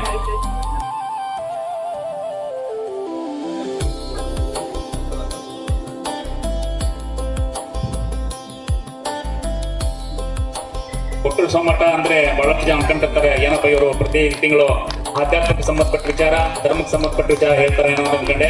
ಆದ್ರೆ ಈ ತಿಂಗಳು ಬಹಳ ವಿಭಿನ್ನವಾದ ಕಾರ್ಯಕ್ರಮ, ಮಹಿಳೆಗೆ ಸಂಬಂಧಿಸಿದ ಕಾನೂನು ಹಾಗೂ ಸಮಾಜದಲ್ಲಿ ಜಾಗೃತಿಯನ್ನು ಉಂಟು ಮಾಡತಕ್ಕಂತ ವಿಷಯವನ್ನ ಇಟ್ಟಿದ್ದಾರೆ. ತುಂಬಾ ಮಾದರಿಯಾಗಿರ್ತಕ್ಕಂಥ ವಿಚಾರ. ಇನ್ನು ಅನೇಕ ವಿಚಾರಗಳನ್ನ ಮುಂದಿನ ತಿಂಗಳು ನಾವು ಪ್ರಚಾರ ಪಡಿಸ್ತಾ ಇದ್ದೇವೆ. ಇನ್ನು ಹೆಚ್ಚಿನ ಸಂಖ್ಯೆಯಲ್ಲಿ ಭಕ್ತರು ಆಗಮಿಸಿ ಈ ಒಂದು ಕಾರ್ಯಕ್ರಮವನ್ನು ಯಶಸ್ವಿಗೊಳಿಸಬೇಕು ಆಗಿ ವಿನಂತಿ ಮಾಡ್ತಾ ಇದ್ದೇನೆ. ಅದೇ ರೀತಿಯಾಗಿ ಇನ್ನು ಹೆಚ್ಚಿನ ವಿಚಾರವಾಗಿ ಹೆಚ್ಚಿನ ವಿಷಯಗಳ ಬಗ್ಗೆ ತಿಳ್ಕೋಬೇಕು ಅಂತಂದ್ರೆ ಶ್ರೀಮಠಕ್ಕೆ ಆಗಮಿಸಿ ತಾವೆಲ್ಲರೂ ಈ ಒಂದು ಕಾರ್ಯಕ್ರಮವನ್ನ ಯಶಸ್ವಿಗೊಳಿಸಬೇಕಾಗಿ ತಮ್ಮಲ್ಲಿ ವಿನಂತಿಯನ್ನು ಮಾಡ್ತಾ ಇದ್ದೇನೆ. ಈಗ ಪೂಜ್ಯ ಗುರುಗಳಿಂದ ಆಶೀರ್ವಚನ ಇರ್ತದೆ. ತಾವೆಲ್ಲರೂ ಶಾಂತ ರೀತಿಯಿಂದ ಕೂತ್ಕೊಂಡು ಅವರ ಆಶೀರ್ವಚನವನ್ನು ಆಲಿಸಬೇಕಾಗಿ ವಿನಂತಿ. ಶಿವಸಾಂಬಜೈ ನಮಃ. ಜಗದ್ಗುರು ಕೊಟ್ಟೂರೇಶ್ವರ ಮಹಾರಾಜ ಕಿ, ದೊಡ್ಡ ಬಸವೇಶ್ವರ ಮಹಾರಾಜ ಕಿ, ಜಗದ್ಗುರು ಸಂಗನ ಬಸವೇಶ್ವರ ಮಹಾರಾಜ ಕಿ, ಶರಣ ನೀಲಮ್ಮ ತಾಯಿ ಮಾತಾ ಕಿ. ಶಿವಸಾಂಬಜೈ ನಮಃ. ಓಂ ಶ್ರೀ ಗುರು ಬಸವಲಿಂಗಾಯ ನಮಃ. ಸದಾ ಸ್ಮರಣೀಯರಾಗಿರ್ತಕ್ಕಂಥ ಬಸವಲಿಂಗವನ್ನು ಶ್ರದ್ಧೆಯಿಂದ ಮೊದಲಿಗೆ ಸ್ಮರಣೆ ಮಾಡಿಕೊಂಡು ಈ ಭಾಗದ ತಿರ್ಕಾಲಿಂಗ ಪೂಜಾ ನಿಷ್ಠರಾಗಿ ಹಳ್ಳಿಗೆ ಏಕರಾತ್ರಿ, ಪಟ್ಟಣಕ್ಕೆ ಪಂಚರಾತ್ರಿ ಎಂಬಂತೆ ಸದಾಕಾಲ ತಮ್ಮ ಶಿವಯೋಗದ ಸಾಮರಸ್ಯದ ಮೂಲಕ ಸಮಾಜದಲ್ಲಿರ್ತಕ್ಕಂಥ ಅಂಧಕಾರವನ್ನು ಹೋಗಲಾಡಿಸಿ ಜ್ಞಾನ ಜ್ಯೋತಿಯನ್ನಾಗಿರ್ತಕ್ಕಂಥ ಮಹಾತೀಜಮೂರ್ತಿಯಾದ ಜಗದ್ಗುರು ಕೊಟ್ಟೂರು ಸ್ವಾಮಿ ಮಠದ ಒಡೆಯನಾಗಿರ್ತಕ್ಕಂಥ ಶ್ರೀ ಕರ್ತೃ ಕೊಟ್ಟೂರೇಶನಲ್ಲಿ ಪ್ರಣಾಮಗಳನ್ನು ಸಲ್ಲಿಸುತ್ತಾ ಐತಿಹಾಸಿಕ ಕ್ಷೇತ್ರದ ಕ್ಷೇತ್ರಾಧಿಪತಿಯಾಗಿ ಶಿವನ ಅಪ್ಪನೆಯಂತೆ ರೈತನಿಗೆ ಬೆನ್ನೆಲುಬಾಗಿ ಭೂಲೋಕಕ್ಕೆ ಬಂದು ಅವತಾರ ಪುರುಷನಾಗಿ ದೈವತ್ವವನ್ನು ಪಡೆದುಕೊಂಡಿರ್ತಕ್ಕಂಥ ನಮ್ಮ ಕುರುಗೋಡಿನ ದೊಡ್ಡ ಬಸವೇಶ್ವರನಲ್ಲಿ ಪ್ರಣಾಮವನ್ನು ಸಲ್ಲಿಸ್ತಾ ಹೆಣ್ಣು ಹೆಣ್ಣಲ್ಲ, ಹೆಣ್ಣು ರಾಕ್ಷಸಿಯಲ್ಲ, ಹೆಣ್ಣು ಸಾಕ್ಷಾತ್ ಕಪಿಲ ಸಿದ್ಧ ಮಲ್ಲಿಕಾರ್ಜುನ ಎನ್ನುವ ಬಾಣಿಗೆ ಅನವರ್ಥಕವಾಗಿ ಈ ಭಾಗದಲ್ಲಿ ಮಹಾದೇವಿ ಅಕ್ಕನ ಹಾಗೆ ಬಾಳಿ ಬೆಳಗಿ ಬೆಳಕನ್ನು ಕೊಟ್ಟಿರ್ತಕ್ಕಂಥ ಶರಣೆ ನೀಲಮ್ಮ ತಾಯಿಯನ್ನು ಒಳಗೆ ಸ್ಮರಣೆ ಮಾಡಿಕೊಂಡು ಹಂಪಿ ಹೇಮಕೂಟ ಶೂನ್ಯ ಸಿಂಹಾಸನಾಧೀಶರು, ನಾಯಕ ಯೋಗಿಗಳು, ತ್ರಿವಿಧ ದಾಸೋಹ ಮೂರ್ತಿಗಳಾಗಿ ಸದಾಕಾಲ ಸದ್ಭಕ್ತರಿಗೋಸುಗ ಸಾಮಾಜಿಕ, ಶೈಕ್ಷಣಿಕ, ಆಧ್ಯಾತ್ಮಿಕ ರಂಗಗಳಲ್ಲಿ ಸೇವೆಯನ್ನು ಸಲ್ಲಿಸಿ ಜನಮಾನಸದ ಜನಮರಗಳಾಗುತ್ತಿರ್ತಕ್ಕಂಥ ಶ್ರೀಮನ್ ಮಹಾರಾಜ ನಿರಂಜನ ಜಗದ್ಗುರು ಡಾಕ್ಟರ್ ಲಿಂಗೈಕ್ಯ ಸಂಗನ ಮಹಾಸ್ವಾಮಿಗಳ ಶಕ್ತಿಗೆ ನೆಲೆಗಳು ಅವರ ಕಾರ್ಯಕ್ರಮದ ಸಂಚಾಲಕರಾಗಿ, ಯುವಯತಿಗಳಾಗಿ, ಗುರುಮುಖ್ಯ ಗುರುವಾಗಿ ಸದಾಕಾಲ ಸಮಾಜವನ್ನು ಎದುರಾಗಿರ್ತಕ್ಕಂಥ ಹಂಪಿ ಹೇಮಕೂಟ ಶೂನ್ಯ ಸಿಂಹಾಸನಾಧೀಶರು ಶ್ರೀಮನ್ ಮಹಾರಾಜ ನಿರಂಜನ ಜಗದ್ಗುರು ಕೊಟ್ಟೂರು ಬಸವಲಿಂಗ ಮಹಾಸ್ವಾಮಿಗಳ ಅನುಪಸ್ಥಿತಿಯ ಪಾದಾರವಿಂದದಲ್ಲಿ ಪ್ರಣಾಮ ಸಲ್ಲಿಸುತ್ತಾ ಇಂದಿನ 4ನೇ ಶಿವಾನುಭವ ಸಂಪದದ ಉಪನ್ಯಾಸಕರಾಗಿ ಆಗಮಿಸಿ ನಮ್ಮ ನಿಮ್ಮೆಲ್ಲರಿಗೂ ಸಹಿತ ಮಹಿಳೆಯರಿಗೆ ಸಂಬಂಧಿಸಿದ ಕಾನೂನು ಎಂಬಂತಹ ವಿಷಯಕ್ಕನುಗುಣವಾಗಿ ಕೇವಲ ಉಪನ್ಯಾಸವನ್ನು ಮಾಡದೆ ನಮ್ಮೆಲ್ಲರೊಂದಿಗೆ ಬಂದಾಗಿ ನಮ್ಮೊಳಗಿರತಕ್ಕಂಥ ಹಲವಾರು ಗೊಂದಲಗಳಿಗೆ, ಪ್ರಶ್ನಾರ್ಥಕಗಳಿಗೆ ಉತ್ತರವನ್ನು ಕಲ್ಪಿಸಿಕೊಡುವುದರ ಮೂಲಕ ಸಂಸಾರ ಹೆಂಗಿರಬೇಕು, ಸಂಸಾರದಲ್ಲಿ ಪ್ರತಿಪತ್ನಿಯರು ಯಾವ ರೀತಿ ಬದುಕಬೇಕು, ಅದರಲ್ಲಿ ಹೆಣ್ಣಿಗೆ ಇರತಕ್ಕಂಥ ಶೋಷಣೆಗಳೇನು, ಅನಾದಿ ಕಾಲದಿಂದಲೂ ಹೆಣ್ಣಿಗೆ ಯಾವ ರೀತಿ ಶೋಷಣೆ ಪಡ್ಕೊಳ್ಳುತ್ತಾ ಬಂತು, ಅವಳಿಗೆ ಬೇಕಾಗಿರ್ತಕ್ಕಂಥ ಪರಿಹಾರ ಮಾರ್ಗಗಳು, ಕಾನೂನು ಯಾವ ರೀತಿ ವ್ಯವಸ್ಥೆಯನ್ನು ಮಾಡಿದೆ ಅಂತಕ್ಕಂಥ ಸಮಗ್ರ ಮಹಿಳಾ ಕಾನೂನಿನ ಹಲವಾರು ವಿಚಾರಧಾರೆಗಳನ್ನು ನಮ್ಮೆಲ್ಲರೊಂದಿಗೆ ಒಂದು ರೀತಿ ಚರ್ಚೆ ಮಾಡುವುದರೊಂದಿಗೆ, ಪಾಠ ರೀತಿಯಲ್ಲಿ ಪಾಠ ಪ್ರವಚನ ಮಾಡುವುದರೊಂದಿಗೆ ನಮ್ಮೆಲ್ಲರಿಗೂ ತಿಳಿಸಿರ್ತಕ್ಕಂಥ ಒಳ್ಳೆಯ ವಕೀಲರಾಗಿ ಬಳ್ಳಾರಿ ಜಿಲ್ಲೆ ಒಳಗಡೆ ಸೇವೆಯನ್ನು ಸಲ್ಲಿಸಲಿರ್ತಕ್ಕಂಥ ಮತ್ತು ರೇಣಿ ಸಿದ್ದರಾಮೇಶ್ವರ ಮೇಡಮ್ ಅವರಲ್ಲಿ ಶರಣಾರ್ಥಿಯನ್ನು ಸಲ್ಲಿಸ್ತಾ ಇಂದಿನ ಈ ಒಂದು ಕಾರ್ಯಕ್ರಮಕ್ಕೆ ಅತಿಥಿಗಳಾಗಿ ಆಗಮಿಸಬೇಕಾಗಿತ್ತು. ಯಾವುದೋ ಕಾರ್ಯದ ನಿಮಿತ್ತ ಅವರು ಬಂದಿಲ್ಲ. ಅವರಲ್ಲಿ ಹಾಗೂ ಇಂದಿನ ಕಾರ್ಯಕ್ರಮದ ದಾಸೋಹ ಸೇವೆಯನ್ನು ವಹಿಸಿಕೊಂಡಿರ್ತಕ್ಕಂಥ ನಮ್ಮ ದಾನೇಗೌಡ ಅವರು ಹೆಸರಾಗಕ್ಕೆ ಹೋಗ್ಬೇಡ್ರಿ, ನಮ್ಮ ಬಗ್ಗೆ ಹೇಳಕ್ ಹೋಗ್ಬೇಡ್ರಿ ಅಂತ ಹೇಳಿದ್ದಾರೆ. ನಮ್ಮ ಬಗ್ಗೆ ಹೇಳ್ಬೇಡ್ರಿ, ಸುಮ್ಮನೆ ಸೇವೆ ಮಾಡೋಕೆ ಹೇಳ್ರಿ, ಮಠದಾಗ ಹೆಸರು ಬೇಡ ಅಂತ ಹೇಳಿದರು. ಪಾಪ ದಾನೇಗೌಡರ ಹೆಸರು ಕರ್ಕೊಂಡು ದಾನೇಗೌಡರು ನಿಮ್ಗೆ ಗೊತ್ತಿದ್ದಂಗ ಸಂಗಮೇಶ್ವರ ದೇವಸ್ಥಾನಕ್ಕೆ 7 ಲಕ್ಷ ರೂಪಾಯಿ ಖರ್ಚು ಮಾಡಿ ಕಿರುಲಾಕ್ಷರ ಮತ್ತೊಂದು ನಾಗರಮಣಿಗಳನ್ನು ಕೊಡ್ಸಾರ. ಇಂತಹ ಸೇವೆ ಮಾಡಿರ್ತಕ್ಕಂಥ ದಾನೇಗೌಡರು ನಿವೃತ್ತ ಪೊಲೀಸರಾಗಿ ಅಧಿಕಾರಿಗಳಾಗಿರ್ತಕ್ಕಂಥವರು ಇಂದಿನ ದಿನ ದಾಸೋಹ ಸೇವೆ ನಡೆಸಿಕೊಂಡಿದ್ದಾರೆ. ಅವರಿಗೂ ಸಹಿತ ಹಾಗೂ ಅವರಿವರೆನ್ನದೇ ಈ ಒಂದು ಶಿವಾನುಭವ ಸಂಪದಕ್ಕೆ ಆಗಮಿಸಿರ್ತಕ್ಕಂಥ ನಮ್ಮ ಕುರುಗೋಡು ಹಾಗೂ ಸುತ್ತಮುತ್ತಲ ಗ್ರಾಮಗಳ ಸಮಸ್ತ ಸದ್ಭಕ್ತರೇ, ಯಲ್ಲಾಪುರ ಗ್ರಾಮದಿಂದ ಪ್ರತಿ ಶಿವಾನುಭವ ಕಾರ್ಯಕ್ರಮಕ್ಕೆ ಆಗಮಿಸಿ ತಮ್ಮದೇ ರೀತಿಯಲ್ಲಿ ಭಜನಾ ಮಾಡುವುದರೊಂದಿಗೆ ಈ ಒಂದು ಕಾರ್ಯಕ್ರಮಕ್ಕೆ ಕಳೆಯನ್ನು ತಂದು ಕೊಡ್ತಾ ಇರತಕ್ಕಂಥ ಯಲ್ಲಾಪುರದ ಗುರುಲಿಂಗೇಶ್ವರ ಭಜನಾ ಮಂಡಳಿಯ ಸಮಸ್ತ ಸದ್ಭಕ್ತರೇ ಹಾಗೂ ಈ ಒಂದು ಕಾರ್ಯಕ್ರಮಕ್ಕೆ ಆಗಮಿಸಿರ್ತಕ್ಕಂಥ ಸಮಸ್ತ ಹಿರಿಯರೇ, ತಾಯಿಯರೇ, ಮುದ್ದು ಮಕ್ಕಳೇ, ಯುವಕ ಯುವತಿಯರೇ, ಇಂದಿನ ಶಿವಾನುಭವ ಸಂಪದವನ್ನು ವ್ಯವಸ್ಥೆ ಮಾಡಿರ್ತಕ್ಕಂಥ ಸರ್ವ ಮಠದ ಸದ್ಭಕ್ತರೇ, ಕಮಿಟಿಯವರೇ ಹಾಗೂ ಇಂದಿನ ದಿನ ನಮಗ ಪ್ರಸಾದ ಸೇವೆಯನ್ನು ಸಲ್ಲಿಸಿರ್ತಕ್ಕಂಥ ಶ್ರೀ ಚಂದ್ರಾ ಜಗದೀಶಪ್ಪ ಮತ್ತು ಮಂಜುನಾಥ ಮತ್ತು ಕುಟುಂಬದವರೇ, ತಮ್ಮೆಲ್ಲರಿಗೂ ನಮ್ಮ ಶರಣಾರ್ಥಿಗಳು. ಮತ್ತು ಈ ಒಂದು ಶಿವಾನುಭವ ಸಂಪದವನ್ನು ಪ್ರತಿ ಒಂದು ಮಾಸಕ್ಕೂ ಸಹಿತ ಪತ್ರಿಕೆಯ ಮೂಲಕ ಸಮಾಜಕ್ಕೆ ತಿಳಿಸ್ತಾ ಬಂದಿರತಕ್ಕಂಥ ಪತ್ರಿಕಾ ಮಾಧ್ಯಮದವರು ತಮ್ಮೆಲ್ಲರಿಗೂ ನಮ್ಮ ಶರಣಾರ್ಥಿಗಳು. ಇವತ್ತಿನ ದಿನದ್ದು ಬಹಳಷ್ಟು ಸಂತೋಷಮಯವಾಗಿದೆ. ನಿಜವಾಗಿ ಶಿವಾನುಭವ ಅಂದ್ರೆ ಏನು ಅಂತಕ್ಕಂಥದ್ದು ಇವತ್ತಿನ ದಿನ ಸ್ಪಷ್ಟವಾಗಿ ನಿಮ್ಮೆಲ್ಲರಿಗೂ ಅರ್ಥ ಆಯಿತು. ನಿಮ್ಮೆಲ್ಲರ ಕಾರಣ ಹೆಂಗಿತ್ತು, ಶಿವಾನುಭವ ಕಾರ್ಯಕ್ರಮ ಅಂತ ಮಾಡತಕ್ಕಂಥದ್ದು ಏನೋ ಒಂದು ಧಾರ್ಮಿಕವಾಗಿ ಅಥವಾ ಒಂದು ಆಧ್ಯಾತ್ಮಿಕವಾಗಿ ಯಾರೋ ಒಂದು ಉಪನ್ಯಾಸಗಳನ್ನು ಕಲಿಸ್ತಾರೆ. ಅವ್ರ ಕಡೆಯಿಂದ 45 ನಿಮಿಷ 1 ತಾಸು ಪ್ರವಚನವನ್ನು ಮಾಡಿಸ್ತಾರೆ. ಅವ್ರು ಹೇಳಿದ್ದವಂತೂ ನಾನು ಕೇಳಿದ್ದವಂತು, ಅವ್ರು ಹೇಳುವಾಗ ಕೇಳಿದ ಮನೆಗೆ ಹೋದಿಲ್ಲ ನಂಗೆ ಎಲ್ಲರೂ ಕ್ಲಾಸ್ ಒಬ್ಬನಿಗೆ ಒಂದು ಮೆಸೇಜ್ ಬಂದಿತ್ತಲ್ಲ, ಹಿಂಗೆ ಒಂದು ಪ್ರವಚನ ಮಾಡಿದಂತ ಹಿಂಗೆ ಪ್ರವಚನ ಮಾಡಿ ಉಪನ್ಯಾಸಕರು ಹಿಂಗೆ ಕಾಲೇಜ್ ಒಳಗೆ ಉಪನ್ಯಾಸ ಮಾಡಿದ್ರಂತ. ಉಪನ್ಯಾಸ ಬಹಳಷ್ಟು ಮಾಡಿ 1 ತಾಸು 1 ತಾಸು ಉಪನ್ಯಾಸ ಮಾಡಿ ಮೋಟಿವೇಶನ್ ಆಗಬೇಕು ಅನ್ನೋ ಕಾರಣಕ್ಕೆ ಚೆನ್ನಾಗಿ ಉಪನ್ಯಾಸ ಕೊಟ್ಟಿದ್ರು. ಉಪನ್ಯಾಸ ಕೊಡೋದು ಕೂದಲಲ್ಲ, ನೀವು 10 ವರ್ಷದಿಂದ ಉಪನ್ಯಾಸ ಕೊಡೋದು ಕೂದಲಲ್ಲ. ಅವಾಗ 10 ವರ್ಷದ ನಿಮ್ಮೆಲ್ಲರಿಗೆ ಇತಿಹಾಸ ಸಿಕ್ಕಿದ್ದೆವು ಸ್ವತಂತ್ರ ಕೇಳಿದ್ರು ಫೋನ್ ಅವಾಗ ಸ್ಟೂಡೆಂಟ್ ಏನ್ ಮಾಡಿದ್ದಂತ ಉಪನ್ಯಾಸ ಮಾಡಿ ಒಂದು ಹೇಳಿ ಕೂತ ಮೇಲೆ ಅವರಿಗೆ ಒಂದು ಮೆಸೇಜ್ ಹಾಕಿದ್ನಂತ. ಏನು ಮೆಸೇಜ್ ಹಾಕಿದ್ನಂತ, ನಾ ಹಿಂಗ ನೀ ಹಂಗ ಅಂತ. ಮೆಸೇಜ್ ಏನ್ ಹಾಕಿದ್ದ, ನಾ ಹಿಂಗ ನೀ ಹಂಗ ಮೆಸೇಜ್ ಹಾಕಿದ್ನಂತ. ಮೆಸೇಜ್ ಹಾಕಿ ಕೊಟ್ಟಿದ್ದಂತ. ಅದು ಬಟನ್ ಸ್ವಲ್ಪ ಹಿಂಗೆ ಇದು ಕೂಡ ಬಂದ್ಬಿಡ್ತದೆ. ಅದು ಮೆಸೇಜ್ ಕಳಿಸಿದಂತ. ಇವಾಗ ಏನು ಕಳಿಸಿರ್ಬೇಕು ಅಷ್ಟ ಕ್ಯೂರಿಯಾಸಿಟಿ ಈ ಒಂದು ಮೆಸೇಜ್ ಕಳಿಸಿದ್ರೆ ಮತ್ತೆ ಲಾಸ್ಟ್ ಬಂದಂತ ನೀ ಎಷ್ಟು ಹೊತ್ತಿ ಗೊತ್ತಲ್ಲ ನಾ ಹಿಂಗ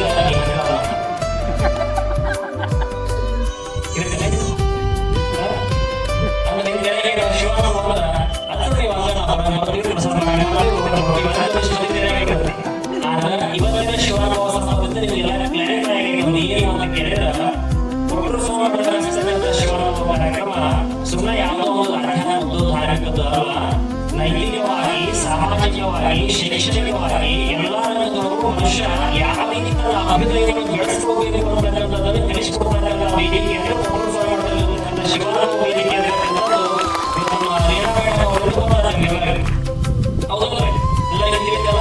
ನಾವು ಶಿವಾನುಭವ ಪ್ರತಿ ತಿಂಗಳಿಗೆ ಮಾಡ್ಕೊಂಡು ಬಂದ್ವಿ. ಆ ಇದೊಂದು ಬಹಳ ಸಂತೋಷ ಬಹಳ ಇದೆ. ಅವ್ರು ಕೇಳಿದ್ರು ನಾವು ಚರ್ಚೆ ಮಾಡ್ಬೋದು ಅಂತ ಕೇಳಿದ್ರು. ಶಿವಾನುಭವ ಚರ್ಚೆ ಮಾಡಿದ್ದೇವೆ ದಿನ.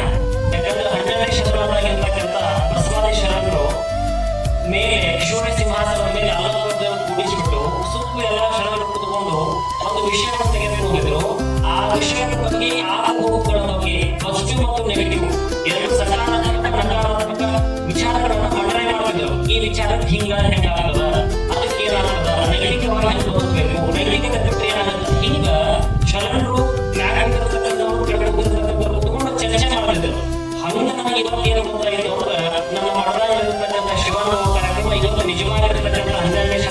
ಟ್ರೀಟ್ ಆಗಿ ಬಂದದ ಅಂತಕ್ಕಂಥ ನನಗೆ ಅರ್ಥ ಆಯ್ತು ಅಂತಕ್ಕಂಥ ಮಾತನ್ನ ಹೇಳಕ್ ಇಷ್ಟಪಡ್ತೀನಿ. ಅದಕ್ಕೆ ನೀವು ಹೇಳೋದು ದೊಡ್ಡ ನೋಡಕ್ ಹೋದ್ರೆ ವರ್ಷ ದೊಡ್ಡ ಇರ್ತಾವ ಊರಾಗ, ವರ್ಷ ದೊಡ್ಡ ಒಂದು ಊರಾಗ ಹೋಗ್ತಾವ. ಆ ದೊಡ್ಡ ನೋಡಿದ್ರೆ ನನಗೆ ಮುಗಿನ ಇರಲಿಲ್ಲ, ಸುಮ್ಮನೆ ನೋಡಿದ್ರು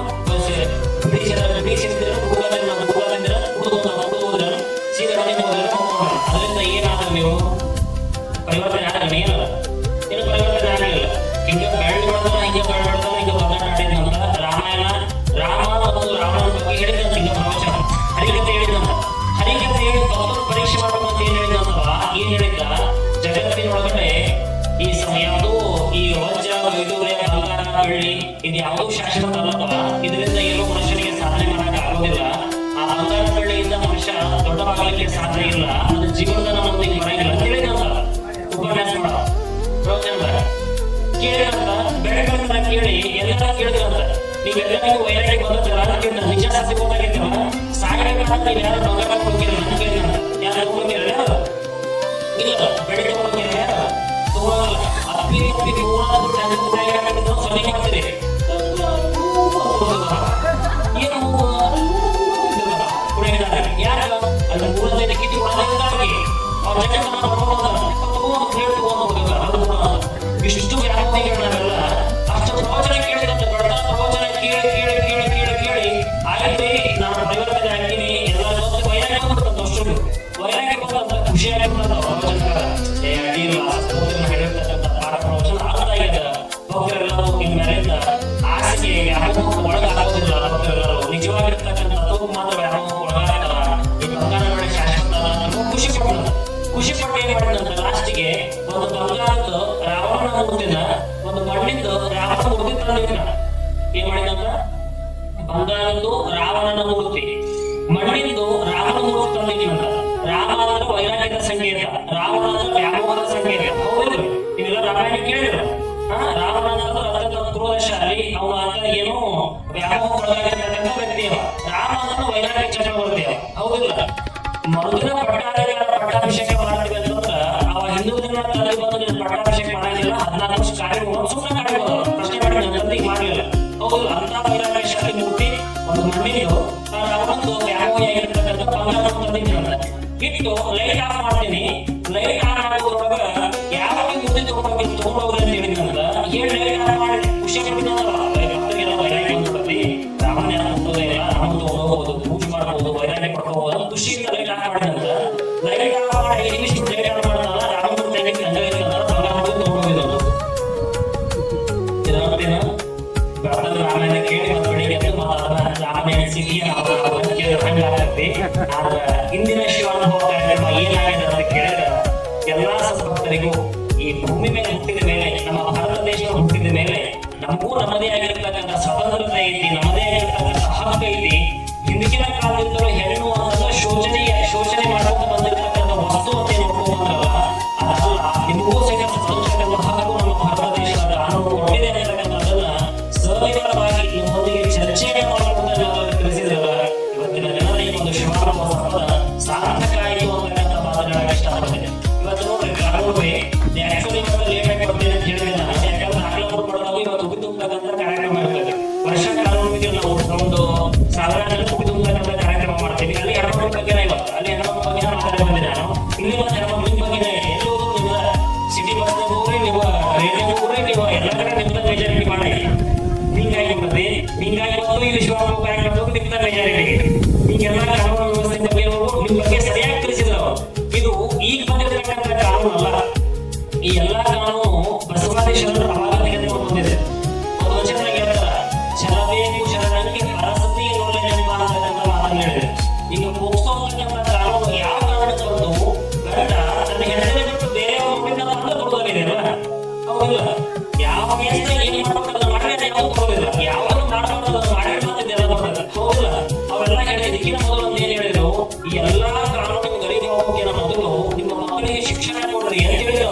ಹೌದಲ್ಲ ನೈತಿಕ ಶಿಕ್ಷಣ ಕೊಡೋದ್ರೊಂದಿಗೆ ಏನೋ ನಿಮ್ಮ ಸಂಸ್ಕೃತಿ ಅಂದ್ರೆ ಏನೋ ಸಂಸ್ಕಾರ ಶಿಕ್ಷಣ ಕೊಡ್ರಿ ಅಂತಕ್ಕಂಥ ಮಕ್ಕಳಿಗೆ ತಿಳಿಸ್ರಿ ಅಂತ ಹೇಳಿದ್ರೆ. ಹೌದಲ್ಲ ಮನೆ ಒಳಗಿರ್ತಕ್ಕಂಥ ಮಗ ಇವತ್ತಿನ ದಿನ ಅಂಗಡಿ ಕಳಿಸಿದ್ರೆ ಅಂತ ತಿಳ್ಕೊಂಡು ನೀವು ಅಂಗಡಿಗೆ ಹೋಗಿ ಮಗ 10 ರೂಪಾಯಿ ಮಾವಿನ ಹಣ್ಣು ತಗೊಂಡು ಅಂತ ಕಳಿಸಿದ್ರಿ. ಹಣ್ಣಾಗಿರ್ತಕ್ಕಂಥ ಮುದುಕಿ ಇರ್ತಾರ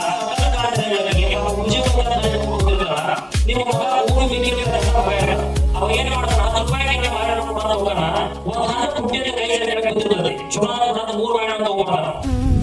3 ಬಾಳೆಹಣ್ಣು ತಗೊಂಡು ಮನೆಗೆ ಬಂದಾಗ ನಮ್ಮ ಕೈಯಾಗ 5 ರೂಪಾಯಿ ಬಾಳೆಹಣ್ಣು 10 ರೂಪಾಯಿ ಏನು ತಗೋಬೇಕಾಗಿತ್ತು 3 ಮಂದಿ ಅಲ್ಲಪ್ಪ ನಮ್ಮ ಪ್ರಶ್ನೆ ಮಾಡಬಹುದಾಗಿತ್ತು.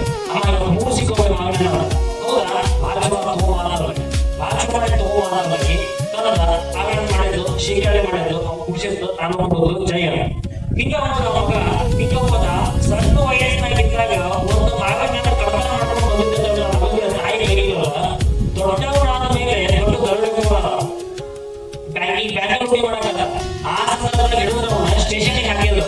ಸ್ಟೇಷನ್ಗೆ ಹಾಕಿ ಸಿಕ್ಕಾಪಟ್ಟೆ ರೋಡಿ ಮಾಡ್ಯಾರ. ಒಂದು 23 ಬ್ಯಾಂಕ್ ರೋಡಿ ಮಾಡ್ಯಾರ. ಇದಕ್ಕೆ ಯಾವ ಶಿಕ್ಷೆ ಆಗಬೇಕು ಅಂತಂದು ಕೋರ್ಟ್ ತೀರ್ಮಾನ ಆದಾಗ ಅಳಾಕತ್ತಾವ. ಕೊನೆಯ ಆಸೆ ಅಂತ ಕೇಳಿದ್ರು ಶಿಕ್ಷೆ ಮಾಡ್ಬೇಕಲ್ಲ ನಿಂದ ಏನಪ್ಪ ಕೊನೆಯ ಆಸೆ ಅಂತ ಕೇಳಿದ್ರೆ ಸಿಕ್ಕಾಪಟ್ಟೆ ಅಳಾಕತ್ತಿದ್ದವ. ಅಳಾಕತ್ತ ಕೇಳಿದ್ರವ ಏನ್ ಹೇಳೋದು ಯಾಕೆ ಅಳಾಕತ್ತಿ ಅಂತ ಕೇಳಿದ್ರೆ ಅಪ್ಪ ಅಮ್ಮ ಅಂತ ಕೇಳಿದ್ರು. ಮತ್ತೆ ಏನ್ ಆಸೆ ಇರೋದು ಏನು ಆಸೆ ಇಲ್ರಿ ನಮ್ಮ ಅಮ್ಮನ ಕಲಿಸ್ತಾರೆ ತಾಯಿ ಮೇಲೆ ಆಸೆ ಇರಬೇಕು ಒಂದು ಮುಖ ಬದಲು ಕಲಿಸ್ತಾರೆ. ಅಮ್ಮನ ಕಲಿಸಿದ ಆ ಅಮ್ಮನ ಕಲಿಸಿದಾಗ ಆ ಅಮ್ಮ ಕಬಾಡಿ ಬಡದ ಆ ಅಮ್ಮ ಕಬಾಡಿ ಒಂದು ಬಡದ ಯಾವ ಕಾರಣಕ್ಕೆ ಕೊಡೋದು ಮಾತ್ರ ಯಾಕೆ ತಾಯಿ ಪೊಲೀಸ್ ಅಂತ ಹೇಳಿದಾಗ ಸರ್ ಇದ್ರೊಳಗೆ ತಪ್ಪೇನಾದ್ರು ನನ್ನ ತಪ್ಪಲ್ರಿ ನಾನು ಇನ್ನೊಂದು ತಪ್ಪಿದ್ದೆ ನನಗ ನಾ ಸಣ್ಣ ಇದ್ದಾಗ ಮನಿ ಒಳಗ ನಮ್ಮಮ್ಮ ಎಲ್ಲ ಬಾಳೆಹಣ್ಣು ತಗೊಂಡು ಅಂದ್ರೆ ಕಳ್ತನ ಮಾಡಿ 3 ಬಾಳೆಹಣ್ಣು ತಂದಿದ್ದೆ. ಅವತ್ತ ನಾನು ತಪ್ಪು ಮಾಡಿದಾಗ ನಮ್ಮಮ್ಮ ಇದು ತಪ್ಪು ಅಂತ ಹೊಡೆ ಆವಾಜ ಕೊಡೋಣ ಬಾಳೆಹಣ್ಣು ಶಿಕ್ಷೆ ಹಾಕಂತ ಬಂದಿದ್ದೀವಿ. ಕೊಡ್ತಕ್ಕಂಥ ಶಿಕ್ಷೆ ಹಾಕೋದ್ರೆ ನನ್ನ ತಾಯಿ ಕೂಡ ಅದಕ್ಕೆ ನಾವು ನೈತಿಕ ಒಂದು ಶಿಕ್ಷಣದೊಂದಿಗೆ ಮನಿ ಒಳಗ ಸಂಸ್ಕಾರ ಶಿಕ್ಷಣವನ್ನು ಪಡ್ಕೊಳ್ಬೇಕು. ಅದಕ್ಕೆ ಮನಿ ಒಳಗ ತಂದೆ ತಾಯಿ ಆಗಿರ್ತಕ್ಕಂಥ ಮಕ್ಕಳಿಗೆ ಉತ್ತಮ ರೀತಿಯಲ್ಲಿ ಶಿಕ್ಷಣ ಕೊಡಬೇಕು. ಅಂದ್ರೆ ಇವು ಯಾವ ನಮಗ ಬೇರೆ ಬೇರೆ ಆಗಿರ್ತಕ್ಕಂಥ ತಪ್ಪು ಕಲ್ಪನೆಗಳು ಬರೋದಿಲ್ಲ. ಏನೇ ಆಗಿದ್ರು ನಾವು ಇರ್ತಕ್ಕಂಥ ಹಕ್ಕನ್ನು ಮಂಡನೆ ಮಾಡಲಿಕ್ಕೆ ಸಾಧ್ಯ ಆಗುತ್ತೆ ಅಂತಕ್ಕಂಥ ಮಾತನ್ನ ಇವತ್ತು ನಮ್ಮ ರಿನಿ ಮೇಡಮ್ ನಮ್ಮೆಲ್ಲ ತಿಳಿಸಿಕೊಟ್ಟಿದ್ದಾರೆ. ಹಾಗಾಗಿ ಇವತ್ತಿನ ದಿನದ ಶಿವಾನುಭವ ಕಾರ್ಯಕ್ರಮ ನಿಜವಾಗಿಯೂ ಇಷ್ಟ ಆಗಿದ್ದು ಇಷ್ಟ ಯಾರಿಗೂ ಹೋಗಿಲ್ಲ ಇವತ್ತಿನ ಕಾರ್ಯಕ್ರಮ ಹೋಗಿಲ್ಲ ನಿಮ್ಮ ಕಾರ್ಯಕ್ರಮ ಯಾವುದೋ ವಚನ ಬಗ್ಗೆ ತಿಳ್ಕೊಂಡಿದ್ವಿ ಇದೇನು ಕಾರಣ ಬಗ್ಗೆ ತಿಳ್ಕೊಂಡ್ರ ಹಂಗೆ ಬಂದಿಲ್ಲ ನೆನಪಿಟ್ಕೊಂಡ್ರಿ ಕೊಟ್ಟು ಸಹ ಮಾಡಿದಾಗ ಶಿವಭಾವ ಕಾರ್ಯಕ್ರಮ ಬರೀ ಶಿವನ ಬಗ್ಗೆ ಪರಮಾತ್ಮ ಬಗ್ಗೆ ದೇವರ ಬಗ್ಗೆ ಅಷ್ಟೇ ನೋಡಿಲ್ಲ. ಅಧ್ಯಾತ್ಮ ಇರ್ತೈತಿ, ಧಾರ್ಮಿಕತೆ ಇರ್ತೈತಿ, ಶೈಕ್ಷಣಿಕತೆ ಇರ್ತೈತಿ, ಅದರೊಂದಿಗೆ ನೈತಿಕತೆ ಇರ್ತೈತಿ. ಈ ಎಲ್ಲಾ ಮೌಲ್ಯಗಳನ್ನ ಒಳಗೊಂಡು ಪ್ರತಿ ಪ್ರತಿಯೊಂದು ಹುಣ್ಣಿಮೆ ಕಾರ್ಯಕ್ರಮಕ್ಕೂ ತಪ್ಪದೇಯಲ್ಲಿ ಹೊಸ ಹೊಸ ಜ್ಞಾನವನ್ನು ಪಡ್ಕೊಂಡಿದೆ. ಇಷ್ಟ ಜ್ಞಾನ ಅವರ ಕಾಲೇಜ್ ಹೋಗಿ ನೀವು ಫೀಸ್ ಕೊಡೋದು ಫೀಸ್ ಆಗಿದೆ ತಿಳಿದಿಲ್ಲ. ನಮ್ಮದವರು ಕಷ್ಟಪಟ್ಟು ಓದಿದ್ರೆ ರಂಗ ಬರ್ತಾರ ಹೌದಿಲ್ಲ. ಏನ ಕೇಳಿದ್ರೆ ಸಲಹೆ ಫೀಸ್ ಕೊಡೋದನ್ನ ಬಂದಿಲ್ಲ ಹೌದಿಲ್ಲ. ಪ್ರಸಾದ ಮಾಡಿ ಫ್ರೀ ಶಾಪ್ ಮಾಡಿದಾಗ ಹೆಚ್ಚು ಹೇಳ್ರಿ ಏ ಮಡದಾಕ್ಷ ಪ್ರಯೋಜನ ಮಾಡಂಗಿಲ್ಲ. ಎಲ್ಲಾ ರೀತಿ ಮನುಷ್ಯ ಹೆಂಗ್ ಹೋಗ್ಬೇಕು ಸಮಾಜ ತಿಳಿಸ್ಕೊಡ್ಬೇಕಂತ ಕಾರ್ಯಕ್ರಮ ಇರ್ಬೇಕಲ್ಲ. ಹಿಂಗಾಗಿ ನೀವು ಮನೆ ಮುಂದಿನ ಬರ್ಬೇಕಲ್ಲ.